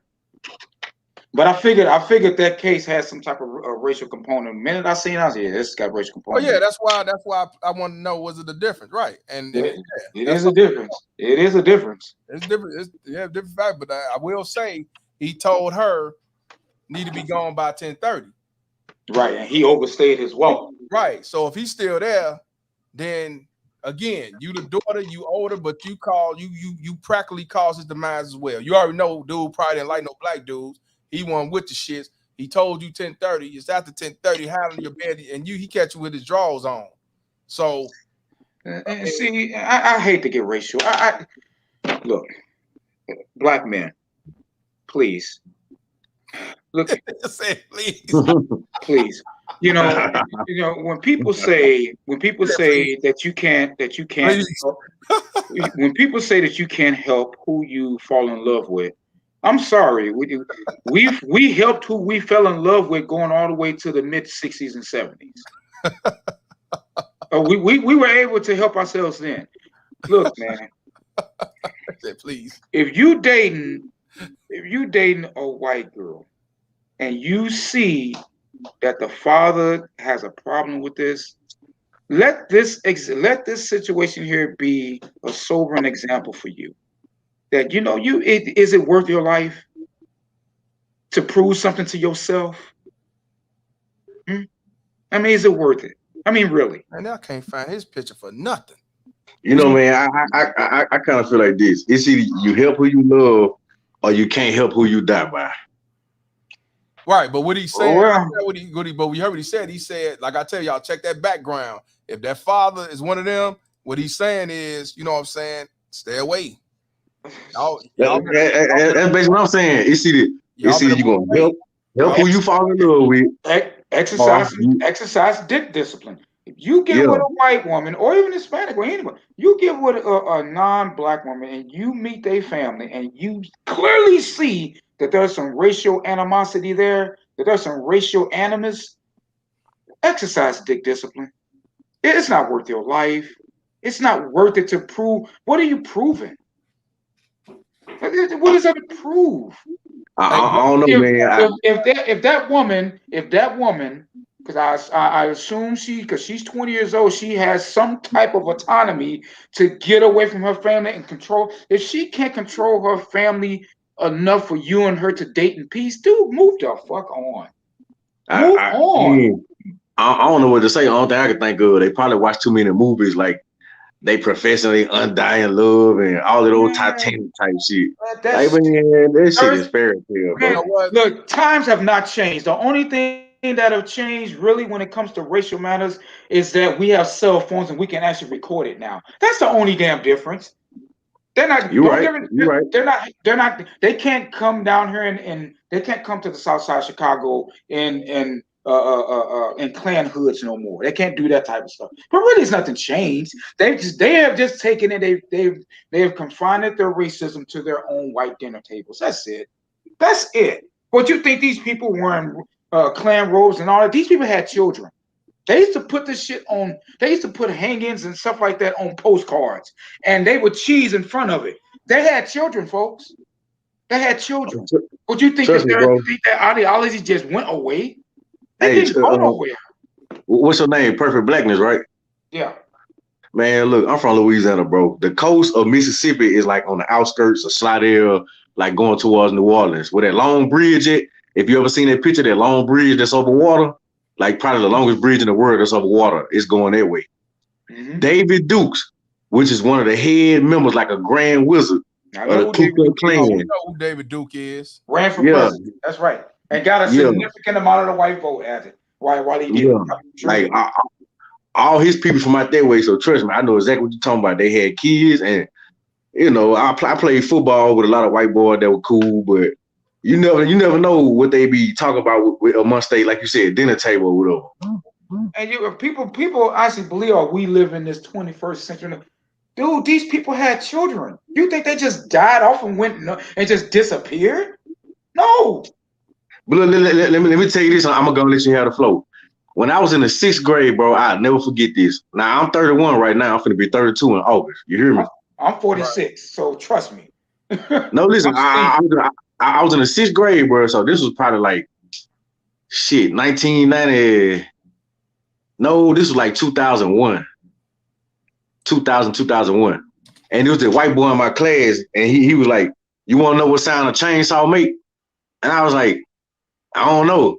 Guess what he said? What's that? He was like, "Run, nigga, run, nigga." I was like, "Bruh, like where you learn that racist ass joke from? We in the 6th grade." I'm like, man, bro, I ain't lying. If you were my dog, boy, I really punching your shit right now. Look, man. But that just go to show you the type of shit they be around, bro. We was in the 6th grade. We was 11 years old. Why do you know that racist ass joke? He's raised and taught that way. Yeah, man, look, it ain't, brothers, it ain't worth your life. It ain't worth it, man. It's exercise discipline. You know, you got yourself a white girlfriend who one got a family who is they hold animosity towards your black ass. And 2, she does not have the discipline to get away from them to protect you. Get the fuck out that relationship. You ain't got no business laying around with her. It ain't nothing to prove. What are you proving to yourself? What are you proving? Romeo Juliet. But you know what? I want to give a shout out to the 2 dislikes I got. You know what I'm saying? I got 157 likes. If we can get up to over 160 at least, it's cool. Because then like the 2-hour mark, I'm getting off. I want to give a shout out to the 2 dislikes because at least it's going somewhere, man. It's better than having none at all. So you know, I appreciate to the fullest. This is for the first dislike that I received earlier. Kiss my ass, you don't like it. Right. And, you know, also for the second one, my favorite by my boy Reverend X, you know. I don't give a fuck what you think, bitch. I know y'all don't give a fuck about the father getting killed by Pookie. I know y'all don't give a fuck about the daughter ho-hopping from the apartment complexes to the suburbs. I get it. I know because you raised these same little girls to do ratchet shit and disrespect the father and keep Pookie around with his pistol on him that he stole. So I get it. And look, Mr. Palmer, let me give you and Perfect Blackness and whoever else another dynamic that I think about. Now, I'm the type of guy, I like to think outside the box. Like the box is right here. I'm way on the outside of the box. That's how you gotta be, especially in the world and the society we live in nowadays. You feel what I'm saying? So I look at it like, why is something that this man created 14 years ago, meaning playing Keith Sweat, R. Kelly, whatever he did with the wife or girlfriend, bust a nut 14 years ago, and this same nut that you busted turned around and killed you. That's just how I look at shit. Like, you mean to tell me this nighttime of pleasure literally brought me a lifetime of pain, just like on Thin Line Between Love and Hate? Yeah. Yeah, 100%. Before Tiffany jump in and speak, I want to give a shout out to Sir Tice for the 499. She said 2 PBs points. What in the hell is a woman bringing to the table with a father like this? Parentheses, race be damned. That as a man, you still fuck with her? Yeah, 100%, bro. Shout out to you, Sir Tice. Tiffany, all the way from Florida. What's going on with you, sister? Okay, so my topic is right now. I love it how a lot of black men, and I really don't care who said it, but I love How you how a lot doing? of How you black. doing, Tim? I'm good. I just want to speak. I love how a lot of black men on the panel love to say that it's always a black thing, a black thing, a black thing. Oh, black people, and it's just so irritating and nerve ticking to hear that from a lot of y'all. And I just want to bring a little fact up here. So we have Daniel Halseth, and that's Halseth in Lake City, California, June 11th, Wait, 2021. what's the name? Daniel Halseth, Halseth. These are white people, by the way, you guys. Hi. What about him? So the white people, his daughter and her This in Cali? boyfriend. This in California? Correct. Because His it ain't coming daughter. up. Huh? It ain't coming up. That's what I was asking. Okay, so his name is Daniel Halseth. So what happened? The daughter had a Spanish boyfriend. Both of them basically killed the father, the white dad, because I heard somebody say this doesn't happen to white men. It's not a black Oh thing, you no, guys. This I is didn't. the all It Western. happened. It happened. I know Anybody. not you, Mr. Palmer. That's why I said the panel. Okay. So I just want to let you guys know that it's a Western thing. It's not a black white thing. It's that they push the black all the time, especially when we talking about news. They push that all the time. Just like they push Chicago is just this bad place and you don't want to go to Chicago because as soon as you land, you're going to get killed and murdered. Just like they used to do Miami and other states. It's not a black thing, you guys. You guys are feeding into that whole notion. And not to mention, you're putting a little bit of your personal, aspect on it. So, you easily eat that up. Or do you not care? And I'm going to the guys who always say it's a black thing. Black, black, black, black. Baby mama terrorist. Black, black, black. This person with child support. Black, black, black. What is wrong with y'all? Like, seriously, I really want to know. You already know when I talk about child support, these baby mama tears, it's in all forms, all colors. Hey, look. No, I know What that, and it's you say your name was? I ain't talking about you. I'm just saying. I tell you all the time. I told you, white men get it the worst. Right, but it's just so ignorant when I hear black media, men on the it's panel the media actually say Hey, this. And I'm one like, thing about it, you must ain't watch Mr. Palmer show because they got Al Karens, Al Keatons. Tiffany fuck with me. No, she know me. No, we Oh, talk. okay. yeah, She actually, just said, and I'm gonna say who just said that. She Perfect said Blackness she talking about just the said come that. on. He just said that out of his mouth. Oh, I'm going to defend it, but I don't do a bunch of arguing, so I'm gonna let you finish it. I'm not arguing. We can have a dialogue. I'm not gonna argue with you because I already know what type of man you are. You don't want to argue, and I'm not gonna give free content and allow that. So that's not gonna be me. I'll get off the panel before it even get there. But if you really want to defend that, you can't run. You can't run. No, it's not running. It's just I'm not. I got my own YouTube channel. So if you if you want to come over, if you want to come over to my little 1,000, if you want to come over to my little 1,000 and something, subscribers and argue about it, we can duke it out. Tiffany, when did you do yours? I've been did my YouTube Put the link page, in here, but man. I Put the link in the comments. I just reached 1,000 last night.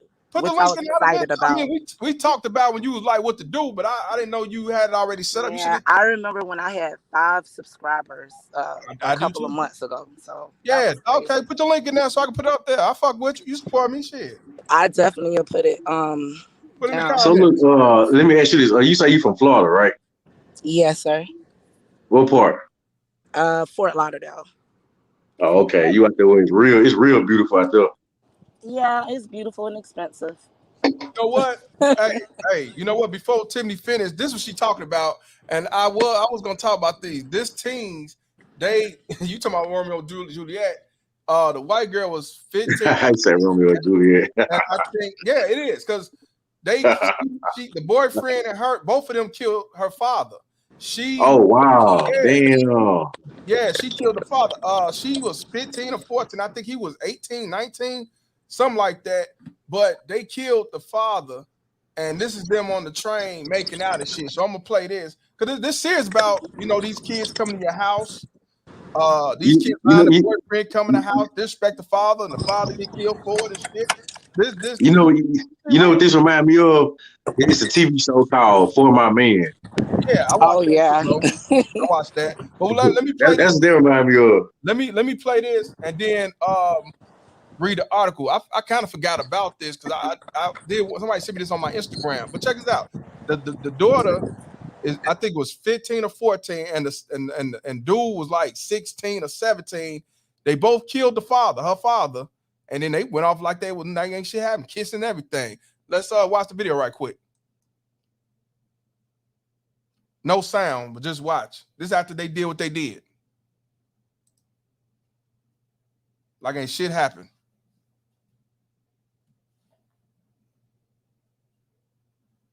Romeo and Juliet for real. They killed her father. But guess what? How much you want to bet he do more time than she do, even though she told him to kill the father. They both did it, but she the one told him to do it. But I bet you he do more time because she sent this dumb ass off, that how they say that ass though. That ass though, right? Yeah. See, and then he went doing that, Here I come to save the day. Well, she's white, so she probably don't have an ass, but hey. I was thinking the same thing, but I didn't even want to do that. I'm just saying, I know that, but you know what I mean. And when he finally got that, it was ain't no sunshine when she's gone. See, he went like that. So he went simping for some. Look at this. I was thinking about that, but the white girls built they No. I'm just saying that because that's they still people say that's that ass though. Even though it's flat or whatever you want to call it, it's still that ass though. Well, with the white girls, it ain't that ass though. It's something else. Well, that's. I mean, with white girls, it's probably their mouth though. That mighty mouth. Yeah, but there you go, right there. There you go. That throat. But look, but I'm just saying, somebody who they'll consider they like it, they're gonna say that ass though. But look how nice the police is being. Well, that's what perfect blackness be talking about. Exactly. Because in other words, these people just kill somebody that's somewhere laid up stinking, and they still not considered a threat. Hold on. Look at Dalen Roof that he murdered everybody in the church just about, and they gave him a cheeseburger. Yep, take him out to look because he's hungry. Oh yeah, see, that's white. See, this is what I'm talking about. When I say that black folks can get away with it, I point to that. That's what perfect. This is what I'm talking about right here. No. Right. I don't get mad when he talk about because I know what he talking about. I know he ain't saying that it don't happen. I'm a senior citizen. Oh, this is dumb. Hold on. He not saying that it don't happen in the white community. He's saying that there's a difference with one. I promise you. Had that been but I think with our culture, what they don't understand is that words mean something, especially when you're on a platform that can get played back. It really means something. So when you put something out and say it like that, and it's been multiple conversations up here where people is just throwing words out there, and I don't know if it's in the heat of the moment, but they'll be like, "Oh, it's just black people," and it's trust me when I tell you, I just don't throw words out. I don't. I can't speak for nobody else, but me, I just don't say things just by happenstance or just to throw it out there, just to be throwing it out there. Trust me. Like I said, look, had that just looking at that couple on the screen, had that been a black couple, trust me when I tell you that at least the guy, he would have had several knees in his throat. And that would have been resisting arrest and everything like that. So I just don't throw that. So yes, I'm going to say that don't happen for us. That other situation, that don't happen. That doesn't happen to white folks. I'm sorry. I'm gonna read this, then I'm gonna play the news clip, and then this will be our last discussion. But yeah, shout out to the third dislike, man. Before I continue, appreciate you to the fullest. You fucking income fucking poop. Yeah, shout out to you. All right, this Channel 8 news in Las Vegas. A teenage girl and her boyfriend accused of killing her father are seen on camera making out on the train minutes before they are taken into custody. videos obtained by the iTeam show. Dude, that also just standing up there like he was asking them what's going on. How's y'all day going? To be honest with you, from what for that video looked like, he's having a good dialogue with him, like he was just staying there waiting to get off on the next train. But let's continue. In April, Sierra Housef and Aaron Guerrero killed Sierra's father, 45-year-old Daniel. Is it Housef? It's Housef, right? Yes. Okay, let's make sure I say it right. You know, I'm from Cottage Grove. And tried to dismember. Oh, wow. They murdered him and tried to dismember and burn his body. Investigators said police arrested the teenager in Salt Lake City a few days after Daniel Housef's body was found. Videos released Thursday show the teenagers kissing on the Salt Lake City light rail train on April the 13th. This was this year. Police are seen boarding the train and speaking with passengers before questioning Housef and Guerrero and removing them. A Metro homicide detective told a grand jury that Transit Authority police in Salt Lake City stopped and detained the duo. The pair had bought a train ticket, which led police to them. The detective said, in the new video, Sierra and Guerrero are wearing the same clothes as in the video they are accused posting on video after the murder. Welcome back to our YouTube channel, day 3 after murdering somebody. These dumb motherfuckers. Guerrero says into the camera and in the cell phone video. Whoa, don't put that put on that camera. Sierra says, we're gonna play that. This must be the father. Police said before the murder, the teenagers' parents had told them they couldn't see each other anymore. So both parents said you can't see each other. The teenagers plan on running away together to California.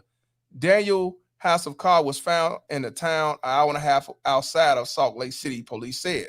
Sierra and Guerrero face charges of murder with a deadly weapon, a conspiracy to commit murder, first-degree arson, 4 counts of credit card fraud, conspiracy to commit robbery, and robbery with a deadly weapon. Both teenagers entered not guilty pleas in June. Yeah, this is the father right here. Not guilty. Yeah, right. But he look young. The teenager's next court date is set for August. In Nevada, one thing. This is definitely an episode for my man. Check this out. Yeah, it is. And in Nevada, if a individual of 16 or older charged with murder, they are charged as an adult. Good. That is why Sierra is in the adult system. See, Chicago, when you're 16 and under, they put you in juvenile. I think, depending on the crime, you should go to motherfucking adult. Fuck a juvenile. Agreed. Now, here's the we're gonna play this news.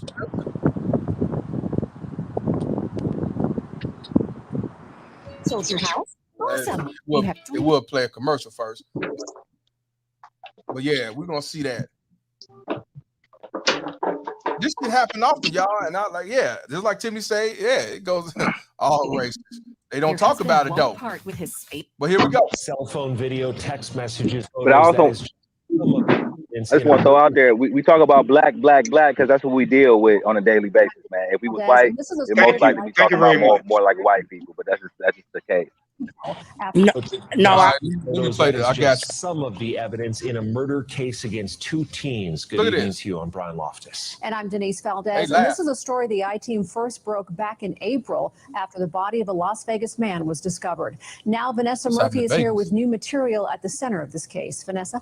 Brian and Denise, police say the parents of Sierra Housef and Aaron Guerrero told them they couldn't see each other anymore. The teens planned on running away together to California, and then Sierra's father ended up murdered. The I-Team has reviewed dozens of photos considered as evidence. Many of them are too gruesome to show on television, but here's what we can show you, and we want to warn you, this story is disturbing. Welcome back to our YouTube channel.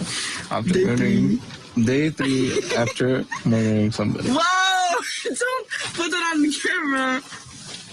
So her and the boyfriend killed her father, and they giggling. And I'm talking about the daughter. I'm even gonna talk about him. That ain't his father.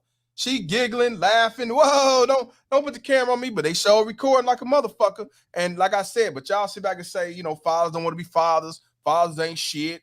you know, fathers don't want to be involved. But when they are involved, fathers not respected to the point where the daughter tell this dude, let's kill this dude, so we going about our business. Or let me go ahead and get my father killed by my boyfriend Pookie. Look, I'm be real, Mr. Palmer. What really dropped me to your channel, man, I'm kind of going through it with a BMT right now. I bet you are. I'm talking my baby mama in Arizona, but she from Wisconsin, Kenosha to be exact. I don't know who that was, came in here earlier, said something about Kenosha. I think it was a super chat. Yeah, that was Julius Mays. Man, look, my baby mama from Kenosha, bro, and she a mixed breed. She white and black. Don't matter.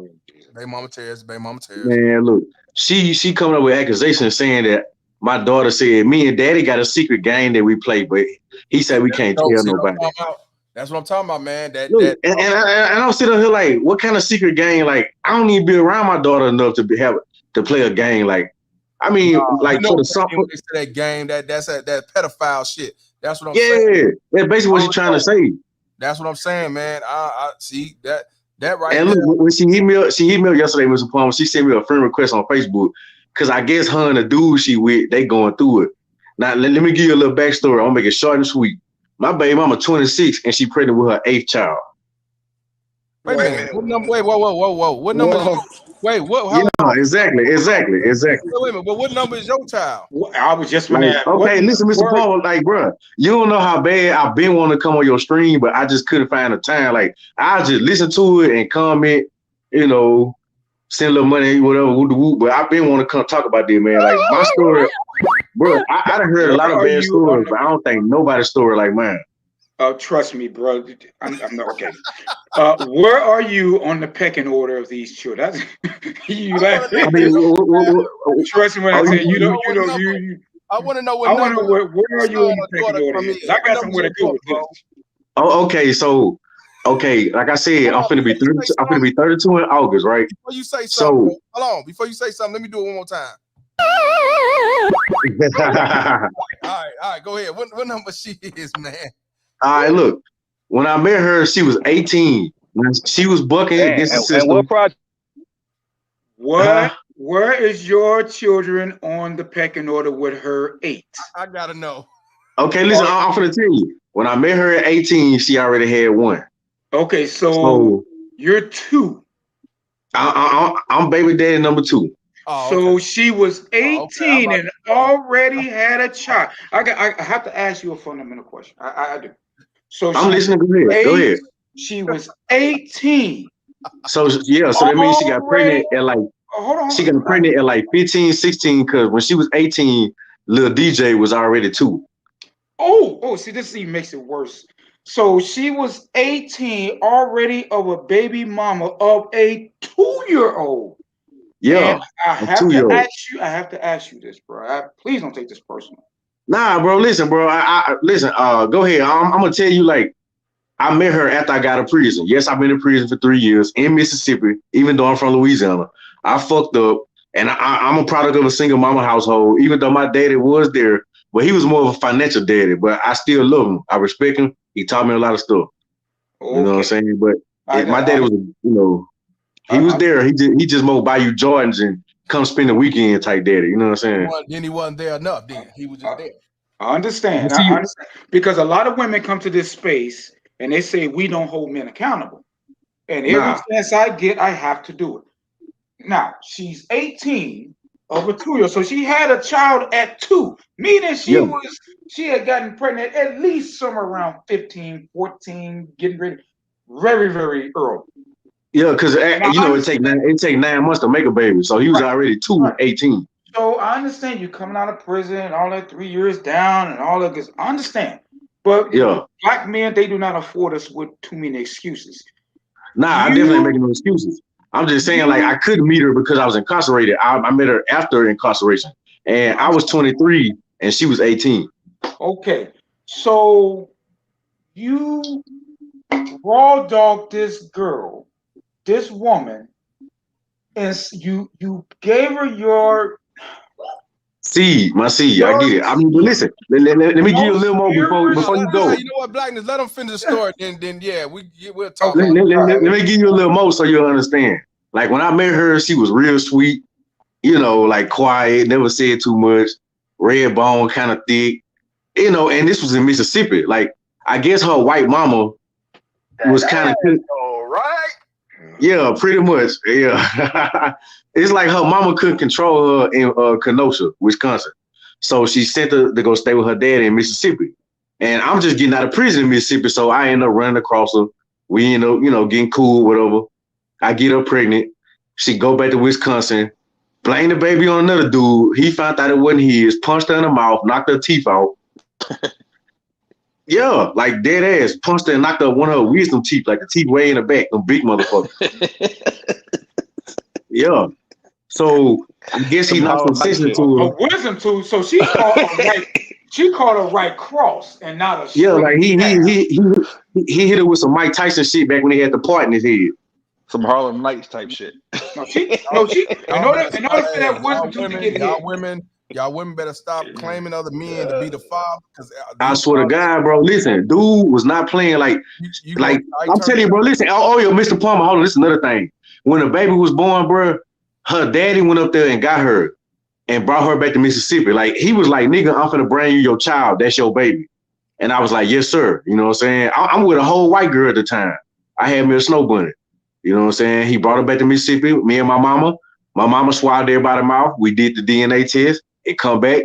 It's my baby. So it's my first daughter. And I had to go to the bank and the notary people and send some money off to Wisconsin to get my baby last name changed to my last name. Because her last name was the other nigga last name. Yeah. Okay. So was you around? You was able to be a father in your child life, or when did the bullshit start happening? All right, the bullshit started happening because, like I say, I was with the white girl when she came back. Like, in her mind, she was finna come back and get her man. No, I told her on the phone before she even left Wisconsin. I say, bro, we could do the DNA test. If it's mine, I'll be there. But I got a girl right now. So this why I messed up it. I started letting her come over with the baby instead of just her dropping the baby off. So me, my girl, and her and the baby and her stepsister, we all chilling. So, you know, she kind of started getting jealous, like trying to do shit to me while my girl not around, and they end up fighting and shit. And I just left the girl alone because I was like, man, this is just too much going on. Instead of me hurting you, I'd rather let you go. So I let the white girl go. You feel me? Right. Because I like these nigga problems. It's the white girl's from Russia. I had a foreign white girl. Did she have kids? Nah, she ain't had no kids. And her mom and her daddy was a doctor, bro. Like, they had a pool underground in their backyard. And you let her go? Cause, man, I ain't want to hurt her, bro. Like, all this old drama and, you know, like, they say black men be all this, and third, man. I'd rather let you go before I hurt you. I feel you, but you let a good woman go from what it sounds like. And look, she left me and went back to a white boy. So I guess they do go back to white. It ain't just once you go black, you don't go back. I'm tired of dealing with nigga drama. I'm gone. That's what I'm saying. Like, I guess I was the last straw for her. It was over with. I bet. Anybody got time for that shit? I ain't mad at it. I can't. But you know what, bro? I mean, the thing. So where did it come to this bullshit about? We playing. Oh yeah, like I'm gonna get to it. So the white girl left. So me and my baby mama messing around, but she was staying with me and my mama. So she'd go stay with her daddy too. And like, he stayed in the projects in Mississippi, like, you know, in the hood. Me and my mama, we stayed out there in the country. So while she not with us, she over there messing with some other dude. She got pregnant. So I'm thinking the baby mine. Come to find out the baby not mine, but I just found that out like 2 years ago. And this was in 2015 when she was pregnant. And that baby got my last name still to this day. Oh, hell no. You've been had. You've been took. You've been bamboozled. So you signed a birth certificate? Look, and this right here where it really get cold. Like, I kind of was going through some things with her and my mama and, you know, all of the other stuff. So her mama moved to Arizona from Wisconsin. So I got her some Greyhound tickets to go out there. So we caught the Greyhound. Now she pregnant. I'm there for the delivery. And that's the only child birth certificate I signed. Even the ones that came after that, I didn't even sign theirs. And I couldn't sign the first one because, you know, the first one was born in Wisconsin. You feel me? Right. So the only one who birth certificate I signed is the one that's not mine. Ain't that some shit? Well, so how many kids do you have though? 3. But I thought it was 4. Wait a minute, you got 3 kids with her? Yeah, and that's what I'm gonna get to it. So after that, like I'm still, like you said, hoodwinked. I'm still bamboozled. Hold on. You got 3 kids by her? Come on, man. Dude. Okay. Keep going. Keep going. No, but listen though. I'm just saying, like the second one I thought was mine until like okay, the second one came, it wasn't mine, but I didn't know. I'm still taking care of the first one and the second one, 2 girls. Then the third child born, it's another girl. So I'm getting on her like, man, look, bro, because it was some stuff going on where I kind of felt like I need a blood test, and we did it. It was mine. Then we ended up having another baby, and the last one, that's a little boy. And I haven't had a blood test. I haven't had a blood test for that one yet. But my mama just brought my kids back to Arizona 2 days ago because I seen on Facebook she posted she was flying from Phoenix Airport to New Orleans Airport. Okay, hold that thought though. So my mama been told me why she used to videotape me, let me see the kids. And this how I know my baby mama a terrorist, bro. She told my mama, you can come get the kids for the summer, but you better not let them talk to Kareem. That's my real name, Kareem. She's okay. Wait a minute. And your mama honored it? No, my mama been calling me all summer. I was supposed to go down there. I was supposed to go down there to see my kids, but I never got a chance to. At least she didn't sell you out though. I thought she saw. Nah, so my mama ain't like that, bro. My mama like she in that church. You know what I'm saying? Okay, good. She was right. Good. Okay. Well, look, like I told you. Okay, okay, go ahead. No, I want you to finish. Bro. All right, no, but listen, they kind of bring me back to the point of what I was saying. Like my baby mama sent me a friend request. Now that she pregnant with her 8th child, and her and that nigga not together no more. And like, bro, I ain't gonna lie. Like, I ain't even answer. Like, only thing I did was get in her inbox because she had me blocked like forever. Like, my baby mama the type, bro. When she with that new nigga, I can't be a daddy. But when they in bad terms, now I can be a daddy. Like, bro, I've been going through this since 2017, and I'm tired of the back and forth, the wishy-washy. It's like the boy that cried wolf. Like, I don't even believe you no more.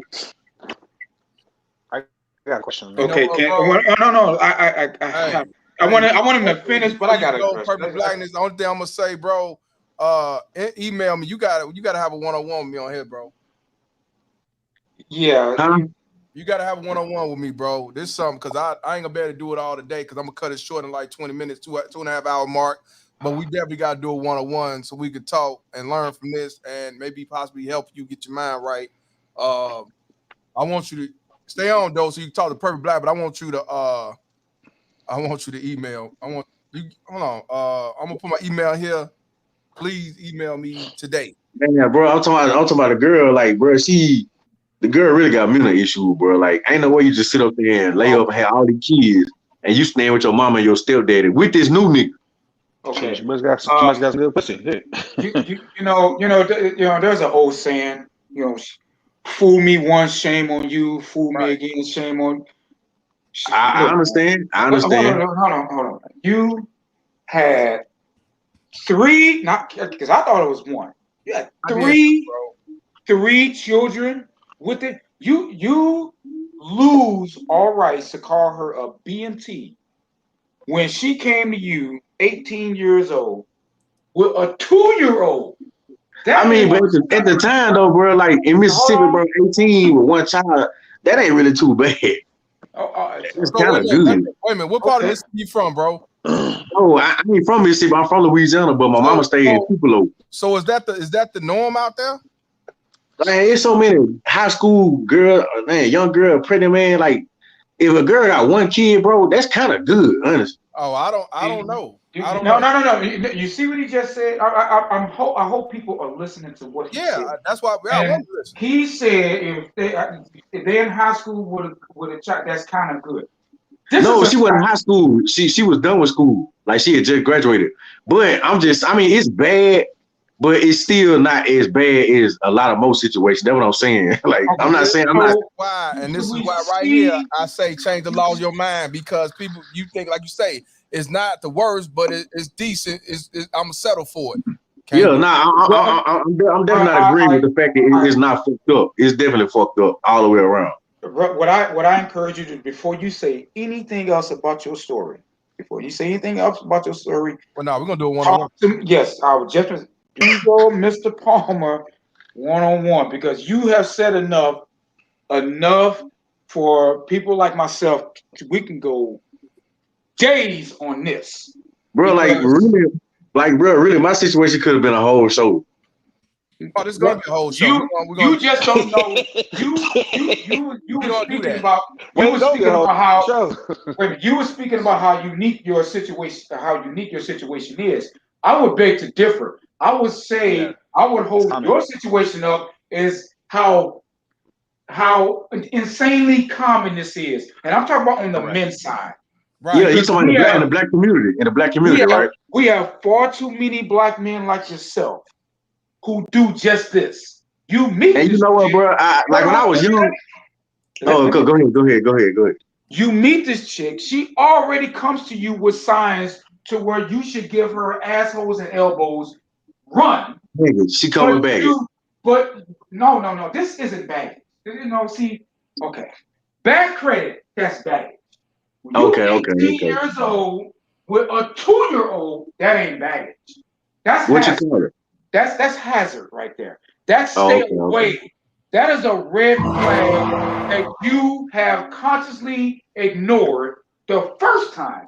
And then you laid down and had not one, but 2 more children. Look, no, 3 of them.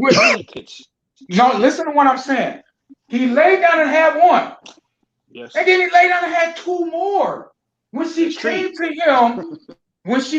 to him with already this is not baggage. That's beyond baggage. Look, I understand what you're saying, and at the time, bro, you gotta think I was jigging out of prison, man. I mean, I ain't trying to. You just got out of jail, bro. Trust me when I tell you. Look, I heard that is a variable. Trust me when I tell you. That's why I said before you say anything else, please talk to Mr. Palmer. I am. Look, I ain't trying to sit up here and justify nothing I did. I did fuck up. I'm not. When I'm speaking, I'm really not talking to you. I know. Because we need to my email, bro. It's in the chat. Yeah, hold on. Let me go back to it. Because I want you to write it down and email me as we speak. I want you to email me so we can talk. We set this up, man. Because look, somebody in the comments say I'm saying her having a baby as a teenager, not that it's pretty good. I mean, don't worry about all that. I ain't saying like that. I don't care about all that. If you're on the panel, don't worry about that. Don't worry about that. People have their opinion. That's just what it is. But this email right here, bro. This man is a good example of why black men we need classes on discipline. You're right. I agree. My thing is, after you got her pregnant the first time, you knew what it was. After that, should have been more kids. You should have known what it was when you met her when you first met her. You should have known. I'm just saying. But then you laid down. You gave her your seed 2 more times after that. Right, and then perfect blackness, bro. Listen, you gotta understand, G. You cannot. I didn't have the knowledge. I didn't have the knowledge that now that I do then. If I had, I mean, don't get me wrong. I love my babies, but I just would have chose a better suitor. Like honestly, and I would have, I'm just being honest, bro. Talk about on the show, bro. No, let me say this really quick. You saw that 18-year-old tender when you got out of prison, and you didn't want to use your hand no more. Like, okay, there's right there. Like I said, I ain't gonna lie. Just like Mr. Palmer say, that ass though. I just told you that ass though, G. I'm telling you, that's what it was. Hey, he ain't lying though. Hey, bro, that's why I'm telling you, man. The streets, I know what it is. But after that first one, those next 2 that came after that, bro, that's all on you. Hey, look, bro. KD, write the email down with your number 8. Soon as we speak, send that. Don't say nothing else. Send that. We're gonna do a 1-on-1. Probably, if not tomorrow, the day after. We're gonna do something ASAP though. But before we continue, because I know Tiffany want to say, I want to play this so I can knock this off the screen. Let me finish this gruesome ass bullshit that this teen couple did to her father, and then let Tiffany talk, Tan, Ricky Manor, and so on. Look at this shit. Right. This video is now considered. You heard that, Mark? He just said it was worth it. See what I'm saying, sucker? It was worth it. It's worth going to jail for a bitch you ain't gonna see no more. Killing her father, and she killed him. and burned him and everything. He said it was worth it. That's how much these suckers is. Let's continue. Evidence in the murder case against 16-year-old Sierra Halseth and 18-year-old Aaron Guerrero. They're accused of killing Sierra's father, 45-year-old Daniel Halseth, in April. His body discovered inside this Las Vegas home after his mother, Christine Halseth, and an ex-wife realized something wasn't right. They hadn't heard from him. The I-Team has obtained text messages between Sierra and Christine Halseth. Thursday night, "I'm trying to get a hold of your dad. Where is he?" Sierra's response, "His phone has been acting up. It should be all fixed by tomorrow night. No worries," smiley face. On Friday, Christine Halseth is increasingly worried about her son. "Why are you doing this?" Now the police are involved. Two friends visited the house and found a crime scene with smoke inside the home. Investigators say the teens stabbed Halseth and attempted to set fire to and dismember his body. Prosecutors presented to the grand jury these photos from before Halseth's body was found. Sierra purchasing bleach at Winco. Aaron at Home Depot buying a saw, lighter fluid, gloves, and more. There's a bloody scene inside the home with knives, saws, the lighter fluid, and burnt material. Police say the teens used Daniel Halseth's bank cards to make purchases and withdrawals and put a blood-soaked rug inside the trunk of his vehicle, which they used as a getaway car. Damn, they wanted to get caught. That's what I'm saying, but let's continue. Let's continue. But hey, man. While they were on the run, they recorded this cell phone video. They also talk about sex and include a graphic detail, which the I-Team has chosen not to air. The video wraps up with this exchange.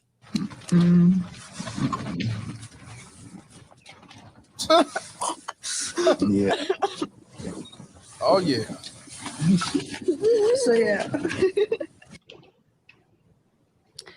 That is uncomfortable to watch. Sierra Halseth is charged as an adult because, according to Nevada state law, anyone 16 and up accused of murder is automatically charged as an adult. Good. However, she cannot face the death penalty due to her age. I reached out to her attorney, and he did not get back to me. Aaron Guerrero potentially can face the death penalty since he's 18. See what I mean? See, he can face the death penalty because he's over 16. She can't face it, but she can get life in jail. See what I mean? I told you, he gonna get it worse than this motherfucker. But let's finish it off. His attorney tells me the group, which reviews whether to pursue the death penalty at the district attorney's office, is meeting next week about Guerrero's case, and he is preparing for that. Man, you can't make this shit up, bro. I told you. Your house? Awesome. You have these motherfuckers don't, man. That's what I'm saying, man. It'd be quite a few fathers of all colors getting their ass killed or shooting at somebody because they sneaking and fucking around with these low good ass niggas. You can't make this shit up. But I'm gonna let Tiffany say what she gotta say because I gotta get off and get back on the couch. Okay, so really quick, I want to say that we don't want to be judged, so we don't judge other people, especially when we bring them into our life. And this is to Katie. And also, a woman can't do what you a woman can't do what you don't allow them to do. And that's it. Tiffany, I want to interject with something real quick. Now, this is going to sound like I'm kind of putting the responsibility off, but as men, naturally speaking, I'm not judging this brother who had 3 kids by this woman, because naturally, us as men, the only thing we want to do is keep our stomachs full and our nutsacks empty. That part. And, seriously, because I did a video here recently called Why Do Men Cheat? And I've been in all of these scenarios before. I saw it. I've been in that situation where I was a door-to-door salesman. I had a girlfriend. Everything was good at home. But when this woman told me to come into the house and she closes the door, locks it behind me, and strips butt naked, I was helpless. I mean, my mind went from 0 to, okay, we're about to get it on. I couldn't help myself. You know what I'm saying? I mean, that happened to me when I was in car sales too, where, my first year selling cars, I was trying to work things out with my second ex-wife at the time. And I went on a test drive, very wealthy woman, drove me back to her house, says, let's come inside for a minute. I'm like, all right. So, she was telling me her husband was at work and there were things that she always wanted to do with a black guy. She wanted the thrill of the hunt. Now, I mean, like I say, in that scenario, when she came to me and she started like, touching me in the right spots, because women know our anatomy, they know where to go, and it was just like, you know what I'm saying? So we don't really. I mean, I don't know what kind of voodoo this man had on him before for him to have 3 kids, but but listen, listen, bro. Let me explain. So, like when Mr. Palmer was playing that video, I was reading the chat. Like, boy, don't chats. I'm talking about them chats will behead you. I'm talking about they'll put your head on a chopper block. But I don't pay no attention to it. But I just got a few things I want to answer. For one, when I got to prison, bro, I went to barber school. I'm a certified barber. I went to CNK Barber College. Right. Why so I always the black barbers that always have a bunch of kids, man. I've noticed that trend here lately. If you go to a barber, hey, come on now. Hey, don't be talking about us barbers now. One thing about it, we who you come to look good. So you might not want to piss the barber off. Hey, but barbers pay less than child support because they be like, I don't make no money. I'm just trying to get my skills up. Exactly. Y'all be getting it in. Self-employed. But go ahead, KD. But look, it's another thing I read in the chat. They were like, he praying on that 18-year-old girl. Like Perfect Blade and say, man, she already had a 2-year-old. She was a grown-ass woman at this point. Plus she 18. That's legal. She is grown. That's a grown-ass woman. Experience, man. And I bet you the first time you got with her, it was like an addictive drug. You was thinking about when was the next time. I ain't even gonna lie. Like, son, listen, I don't know what they doing in Kenosha, but Shawty got some tricks. You hear me? Yeah, our body be grown, but we don't be grown mentally. Right. But of course, guys, especially black guys. But check this out. Okay, let me ask y'all something. I don't mean to cut y'all, baby girl. All right, go ahead. But I definitely got to ask you a question though for everybody. No, I was gonna just say a lot of guys don't care, but I've heard that before, and I just feel like your body may be grown, just like a 16-year-old may be physically grown, but at the same time, and a lot of people will say, oh, when you're 16, they can give consent and you can have sex with them, but it's still like y'all don't understand that the mind of a lot of these people, and from what you saying, she from the country part, a lot of these people don't have, they just walking vessels. And that's why I say we have to teach each other and teach the youth so they don't get in a situation like that, because like you say, we might be grown physically, but mentally we ain't there. Now we're for failure. And for the guys, y'all have to understand too, it seems like you can have all the excuses, but y'all got to understand that y'all having children like whole human beings, you will see this again in your children. Right. See, right. Yep. Well, you know what? You know what? Perfect Black is. Let me go and say this, bro. Cause I'm not gonna sit up here and act like I ain't had no home training. I wasn't raised up in the church and all that old good stuff. Like I might have did some street shit. I might got Louisiana tatted on my face. Oh, that's another thing. Motherfucker asked me what I went to prison for. Burglary and robbery. I ain't scared to say it. I don't give a fuck. Ain't no shame in my game. Burglary and robbery. I'm off probation. I got my life back. I'm finna get my license back straight. And I'm finna go from here. Probably get in welding school. And that's another trade. That's good. It's good. When you become a welder, man, you're gonna be able to provide for your kids more. But I will say, brother, the difference between him and these baby mama Terry, they would never accept and take no accountability for whatever the fuck they caused or did or whatever. He took man, my baby mama, bro, she just landed on having kids at this point. Like 8, bro, at 26. Well, a full third of those kids are yours. Right. Hey, I understand that. Listen though, bro. But listen though. This right here is the question I want to ask everybody. She got 8 kids, so she got me, DJ, the dude who was the second daughter daddy, and the last dude that she with now. So there's 4 baby daddies and 8 kids. Bruh, but it's not about her, bro. What's her phone number? Exactly. It's not about her. It's about you. If I were you, bro, just stop talking. Just stop talking. That's why. No, but the question I want to ask is, Why is it something so good about her that she could go out here and find these old goof ass dudes that keep having kids That with? ain't your problem, bro. Because she That finally ain't your problem, problem, man. man. That's not your No, problem. I'm talking about in the black community as a whole. Like, why? How can these women keep going out here doing this? That's all I'm This saying. happens in the white community too. This happens in the trailer parks. Because the white courts give them the power to do it. They incentivize them to do it because they know that there are a lot of black men like yourself who are not going to exercise dick discipline, and they're going to keep impregnating them and getting them on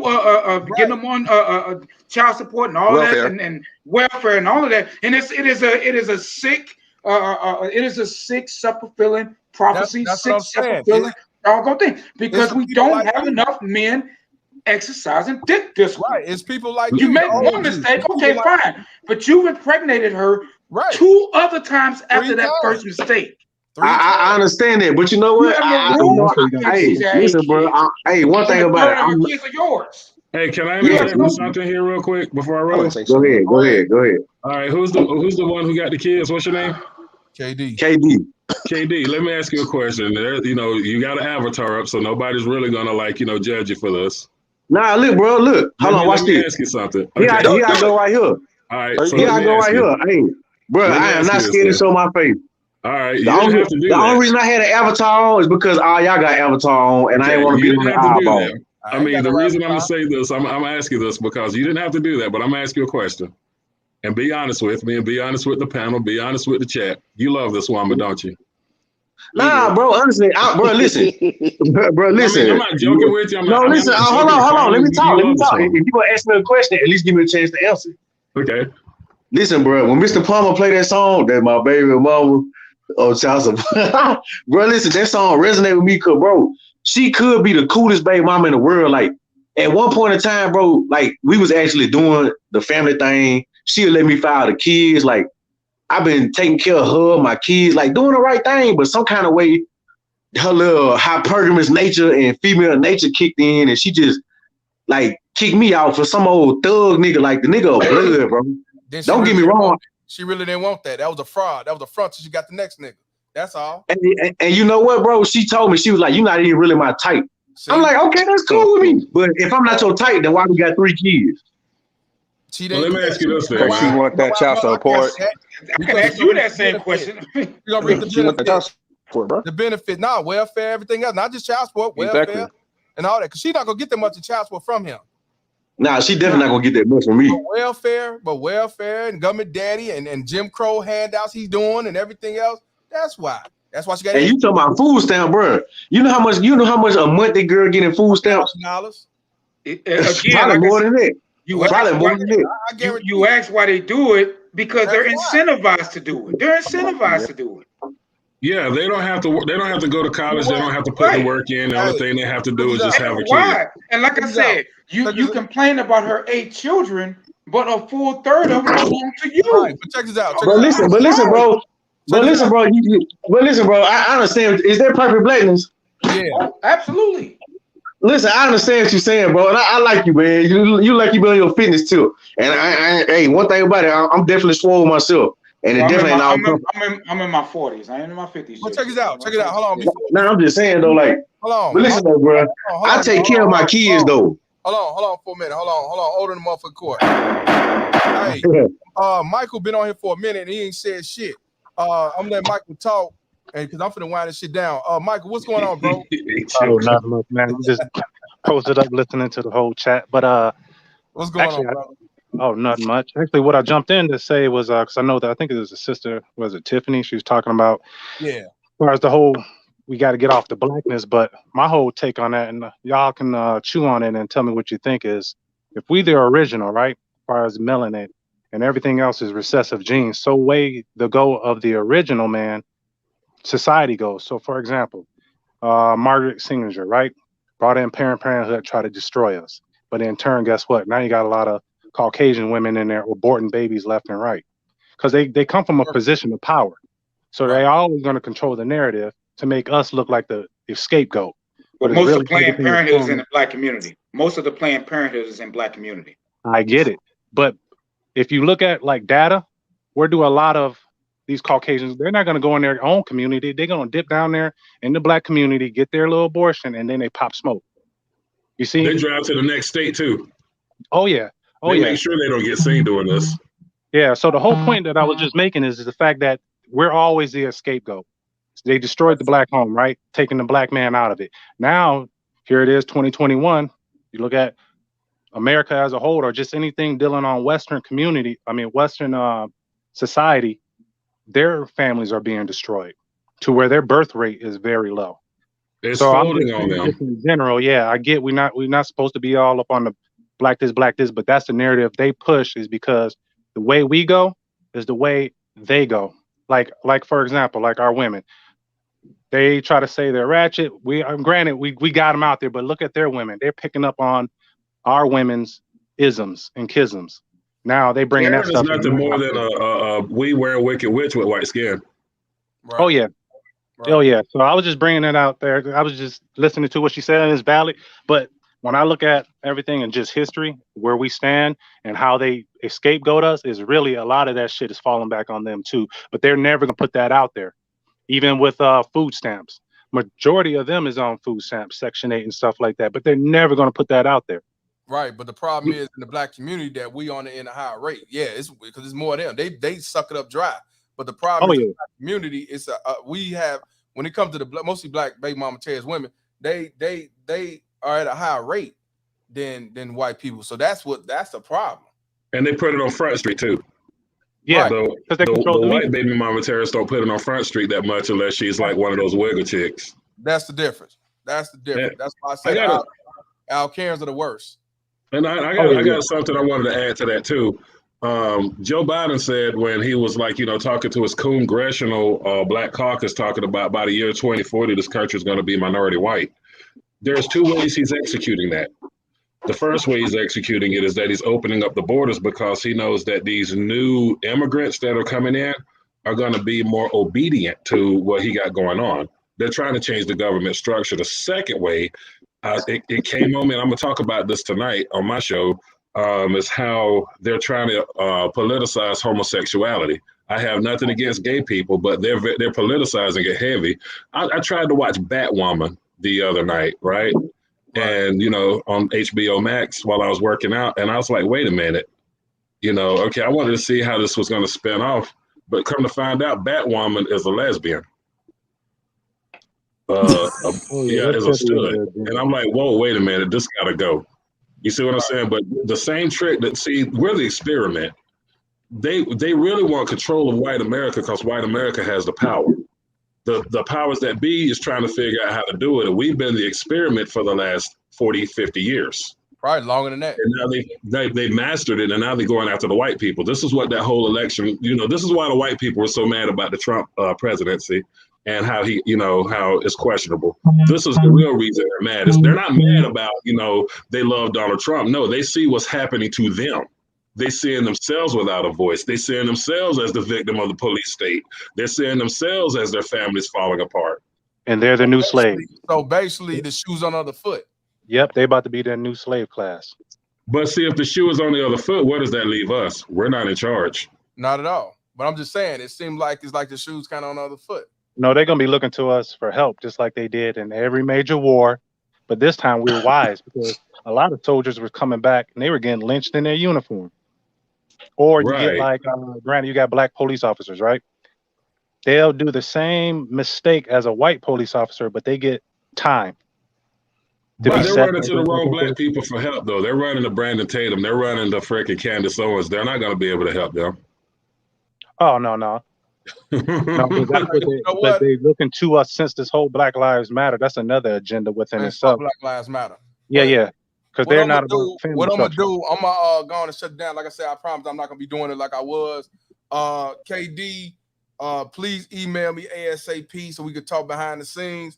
Look, so where your email at? I ain't see it. It's hold on, I'll type it in. I'll put it up here and type it in, bro. All right. But let me ask y'all a question. When I ask y'all a question before I get out of here, on that first case. That's what we was really talking about. The first case with the father being X'd out by Pookie. is the daughter innocent or guilty, as well as Pookie innocent or guilty for setting the father up for failure, who was trying to only build his community and build the previous community that he came from, or is he not guilty because he was defending himself or sneaking in the father house any motherfucking way? You tell me. Ricky Manor, representing the state of South Carolina, votes guilty. Yeah, guilty. She's guilty in accessory of murder. Yep. KD, innocent or guilty? Man, she need to go and get the electric chair at this point. Guilty. 100%. Yeah, she definitely guilty. KD, it's right up here on the bottom left. You see it? Okay, I got you. Write it down. Email me ASAP with your number. Yisrael, innocent or guilty? Guilty. Who that? Tan? No. Michael. Yeah, I say guilty. All right. But the second case, that young brother, 21, like my dad always said, hey, have them come to your place, because if anything go down, you in your own ground. Yeah, 100%. Natasha, innocent or guilty?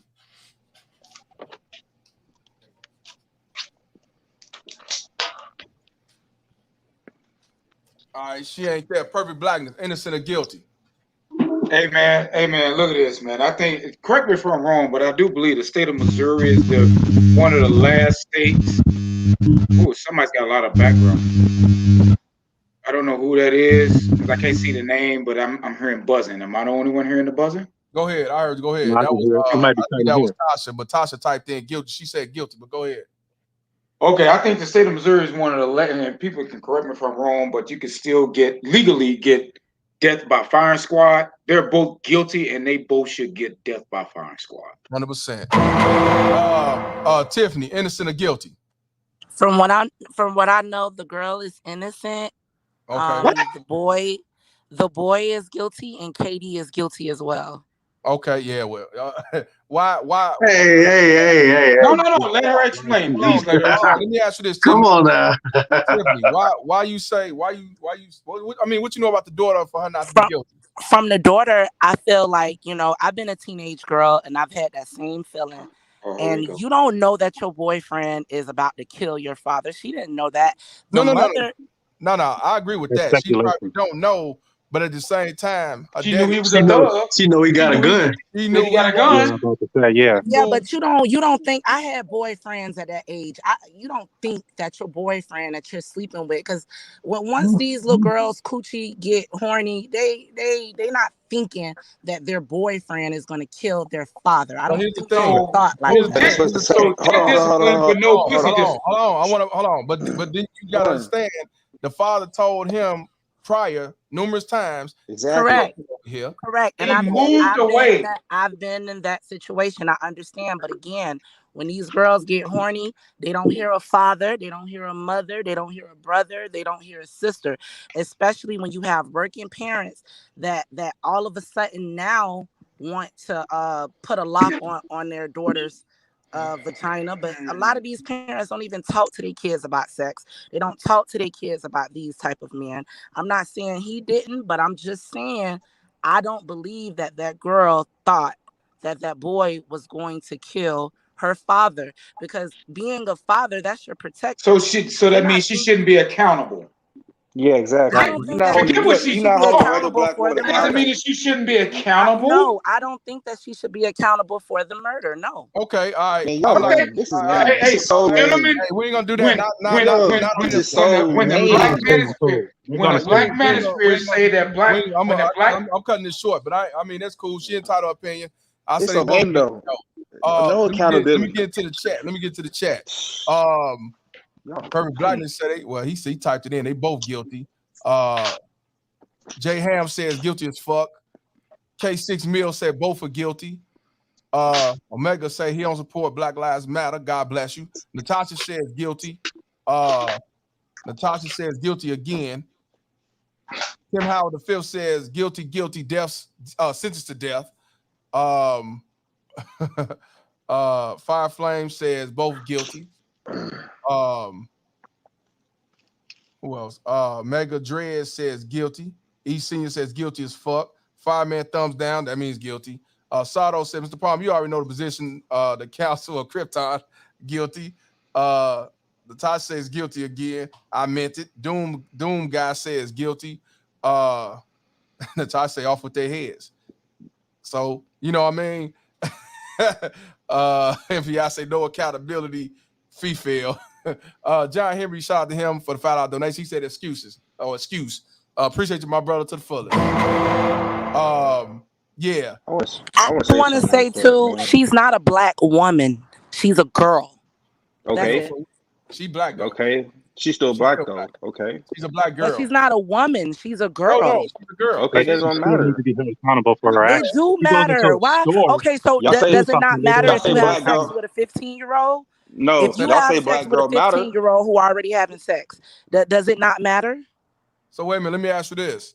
Now you say she's not a woman, which I agree to the fullest. She's a girl. But them two people that killed the father, she was a girl. She was 16.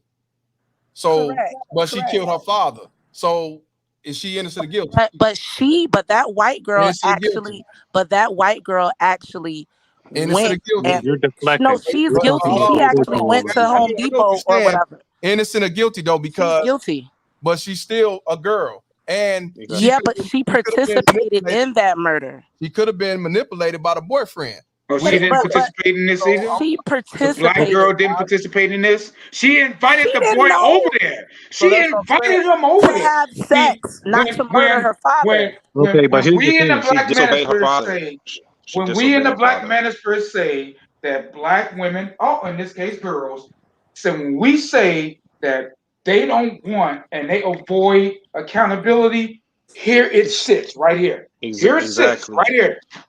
Y'all Here say it black sits. girl magic, Prime but example. y'all pertaining to a woman. Hey, look, check this So out. now let's not negate human nature, because if she's 14, she catches her period, then therefore by nature she can get pregnant. No. She, You and people the don't, fact that she gets pregnant, people she's a mother. People don't give black boys that stuff.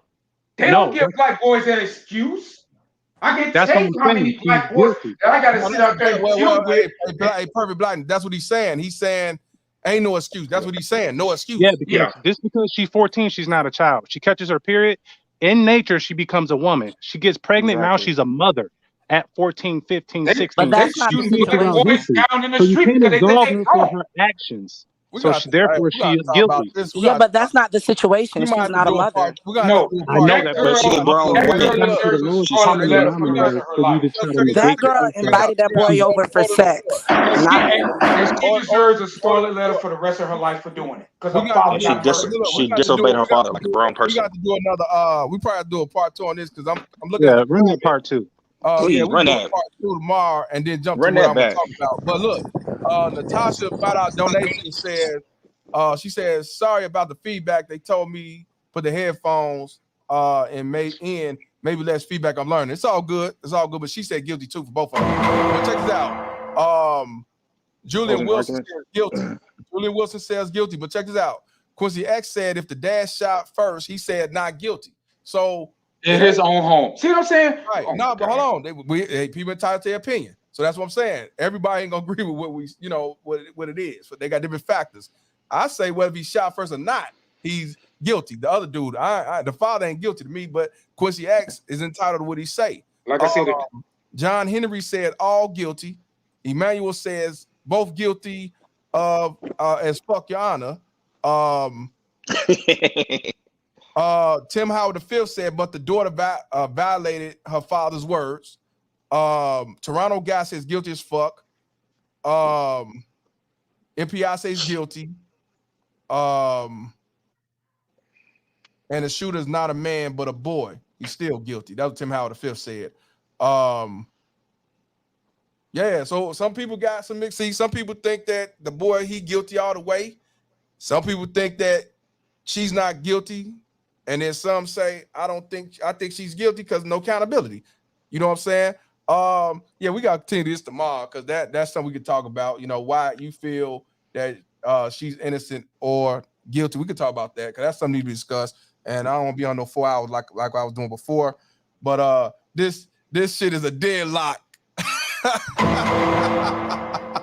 It's a deadlock. Man, I'm sorry, bro. Man, every time you have a deadlock, I'm in the middle of it. Every time. Mr. Palmer, Mr. Palmer, my sister said that the girl is innocent too. Okay, her sister say innocent, right? It's good. It's Of cool. course. It be like Of that course. sometimes. Hey, True Of Facts course. 101. True Facts 101 said both guilty. It's funny. When Quincy X coming on here right quick. What's the reason why you say if he shot first, he innocent, bro? Slum. What's going? Hey, X, you there? Yeah. Look, hey, man. You say if the father shot first, he the brother's innocent, the dude innocent. Why is that? Man, because that dude said, bro, you can't just let nobody kill you like that. What? But he's in his own house. You know what the council law is, bro? Let me ask you. They got the council. They got the council doctrine in Louisiana. Hey, Quincy, yeah, bro, let me we ask have you laws. this. Quincy, let me ask you this. We have laws. Let me ask you this, Quincy. He told the boy numerous times previous, do not come to my house. Don't come to my house. He come there anyway. And this time, evidently, some shit really kicked off. And the father, I guess, shot at him, or I don't know which way it was. So even though he told him, do not come in this house, do not come in this house, and it was the last straw, do you still believe that the boy should be innocent because he's protecting himself?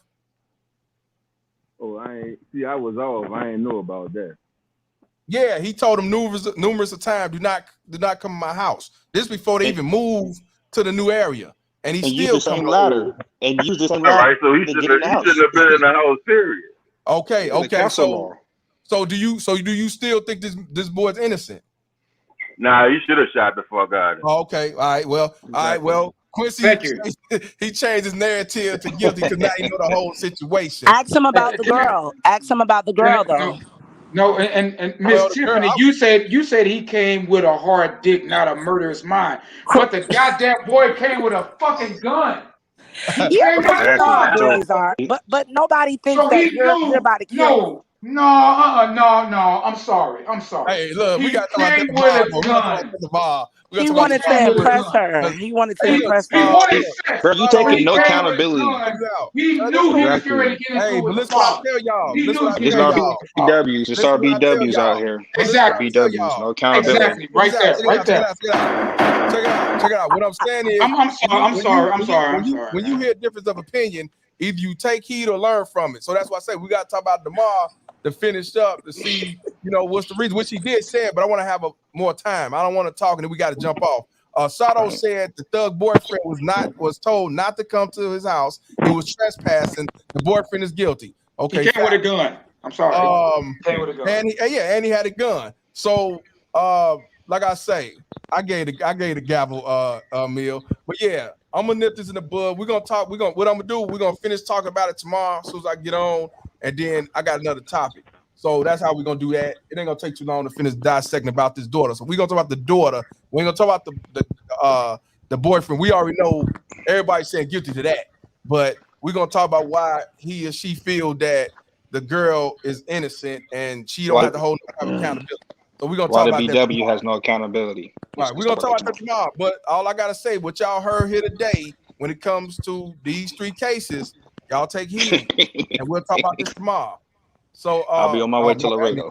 So yeah, y'all be easy. We're gonna talk about this. And they tomorrow. wondering why I'm encouraging black men to date our culture. Hey, we're gonna talk about this tomorrow. That's fine. That is we're gonna talk about this tomorrow. But look, I appreciate y'all. The abortion rates are black men's faults. They're going to listen to their opinions. They're not gonna listen to you.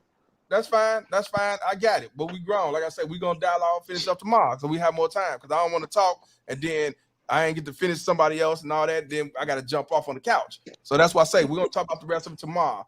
But I appreciate y'all tuning in, and I'm glad I put the other articles with the other 2 things because it seemed like these fathers are getting set up a failure with these no-life dads, daughters of theirs. That's what I will say. Black, white, blue, or green, it doesn't matter.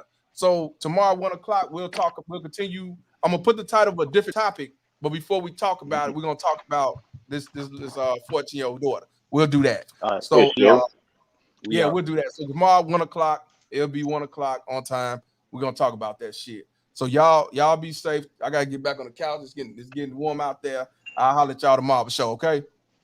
All right, later, brother. Yes, sir. KD, email me, please. KD, email me. Hey, peace. I ain't mean to kick the table over. I'm sorry. No, that's why I want to finish it tomorrow because I don't want the table to be kicked over, but we ain't got enough time. I want you to kick it over. We got time. So we are dialogue about this because I want to know too. So I want to know too. Kareem, I know you didn't get to come on tomorrow. As soon as 1 o'clock, please come on. I got you. You'll be the first one to be let to speak, bro. I saw you, but you know, it's at the end. I gotta get off of the couch. I'm at the 3-hour mark as it is. And also Simply a Diva said they are guilty. So y'all, I appreciate y'all. This is a good dialogue. I'm trying my best not to be into the 4-hour range, the 5-hour range no more, shit like that, unless it's a big celebration, anniversary, something going on like that. Shout out to Yoga tuning in. That's why. So that's why I'm looking at the 2 hours. And if we push the 2.5, maybe 3, this had to be 3 with other articles and stuff. That's cool. But in the world-class Noble Zone, you know what I'm saying? But tomorrow we're gonna talk about that first on why you feel or he or she feel that the daughter is not guilty. I will say that I know the girl didn't expect for the boyfriend to do what he did, but we're gonna talk about because her being guilty is just having accountability. So we're gonna talk about that tomorrow. Tim Howard V says all of them are guilty, but I appreciate y'all to the fullest. Thank y'all for the 5,000 subscribers. It's steady gonna grow. Let's continue to keep putting it out there. These motherfuckers mad. I'm Mr. Palmer, and this conversation is over. And also, I can't believe it, but this motherfucker shit's a fucking deadlock. Man, this court is now adjourned. Oh, well, Happy Universe says guilty on and he said guilty for both. But this trial right here is the boyfriend 100% guilty. We'll put him in jail, and also he don't get the lecture chair, but he get the MGK. He get that MGK. He don't deserve to live. But when it comes to the daughter, she is a deadlock. She's deadlocked, y'all. I'm surprised, but it's a deadlock. Straight G Turo says guilty. I'm just surprised, but we got to give it what's just due. Deadlock. But yeah, I'm Mr. Palmer, and this conversation is over. Fuck Child's Port. Peace. Appreciate y'all for that 5GK. Let's get it. Baby mama terrorist. I can't believe it's a fucking deadlock. BMT. It's my baby mama. Almost y'all support. Can't see my kids, so I stay in coke. It's my baby mama. She be riding Lexus, finding sugar daddies, and doing setups. It's my baby mama. I'm on child support. Can't see my kids, so I stay in coke. It's my baby mama. She be riding Lexus, finding sugar daddies, and doing setups. It's my baby mama. I'm on child support. Can't see my kids, so I stay in coke. It's my baby mama. She be riding Lexus, finding sugar daddies, and doing setups. It's my baby mama. I'm on child support. Can't see my kids, so I stay in coke. It's my baby mama. She be riding Lexus, finding sugar daddies, and doing setups. Riding around, try to play the role as innocent with an evil soul. In public, wearing fake hellos. Behind closed doors, she rock them horns. I moved on, she wanna teach me a lesson. Can't see my kids, man, I'm stressing. Couldn't see my son to give me his present. She got married to teach me a lesson. Telling people she did nothing wrong. Knowing that well since I moved on. Thought that money would keep me home. Hell no, bitch, I'm gone. I don't know what you lost your mind. Try to say my name, but I know your kind. Saying I'm a deadbeat, bitch, you lying. Fighting in court, man, I'm trying to be a father to my kids. She focus on the wrong shit, worried about another being instead of us co-parenting. Put my kids in grown folks' business, telling them lies, bitch, you wicked. Split personality, oh yeah, you twisted. Never thought I'd go through this. It's my baby mama. I'm on child support. Can't see my kids, so I stay in coke. It's my baby mama. She be riding Lexus, finding sugar daddies, and doing setups. It's my baby mama. I'm on child support. Can't see my kids, so I stay in coke. It's my baby mama. She be riding Lexus, finding sugar daddies, and doing setups. It's my baby mama. I'm on child support. Can't see my kids, so I stay in coke. It's my baby mama. She be riding Lexus, finding sugar daddies, and doing setups. It's my baby mama. I'm on child support. Can't see my kids, so I stay in coat. It's my baby mama. She be riding Lexus, finding sugar daddies, and doing setups.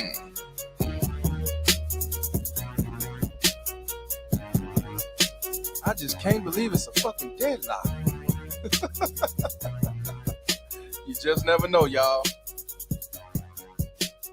I don't give a fuck what you think, bitch.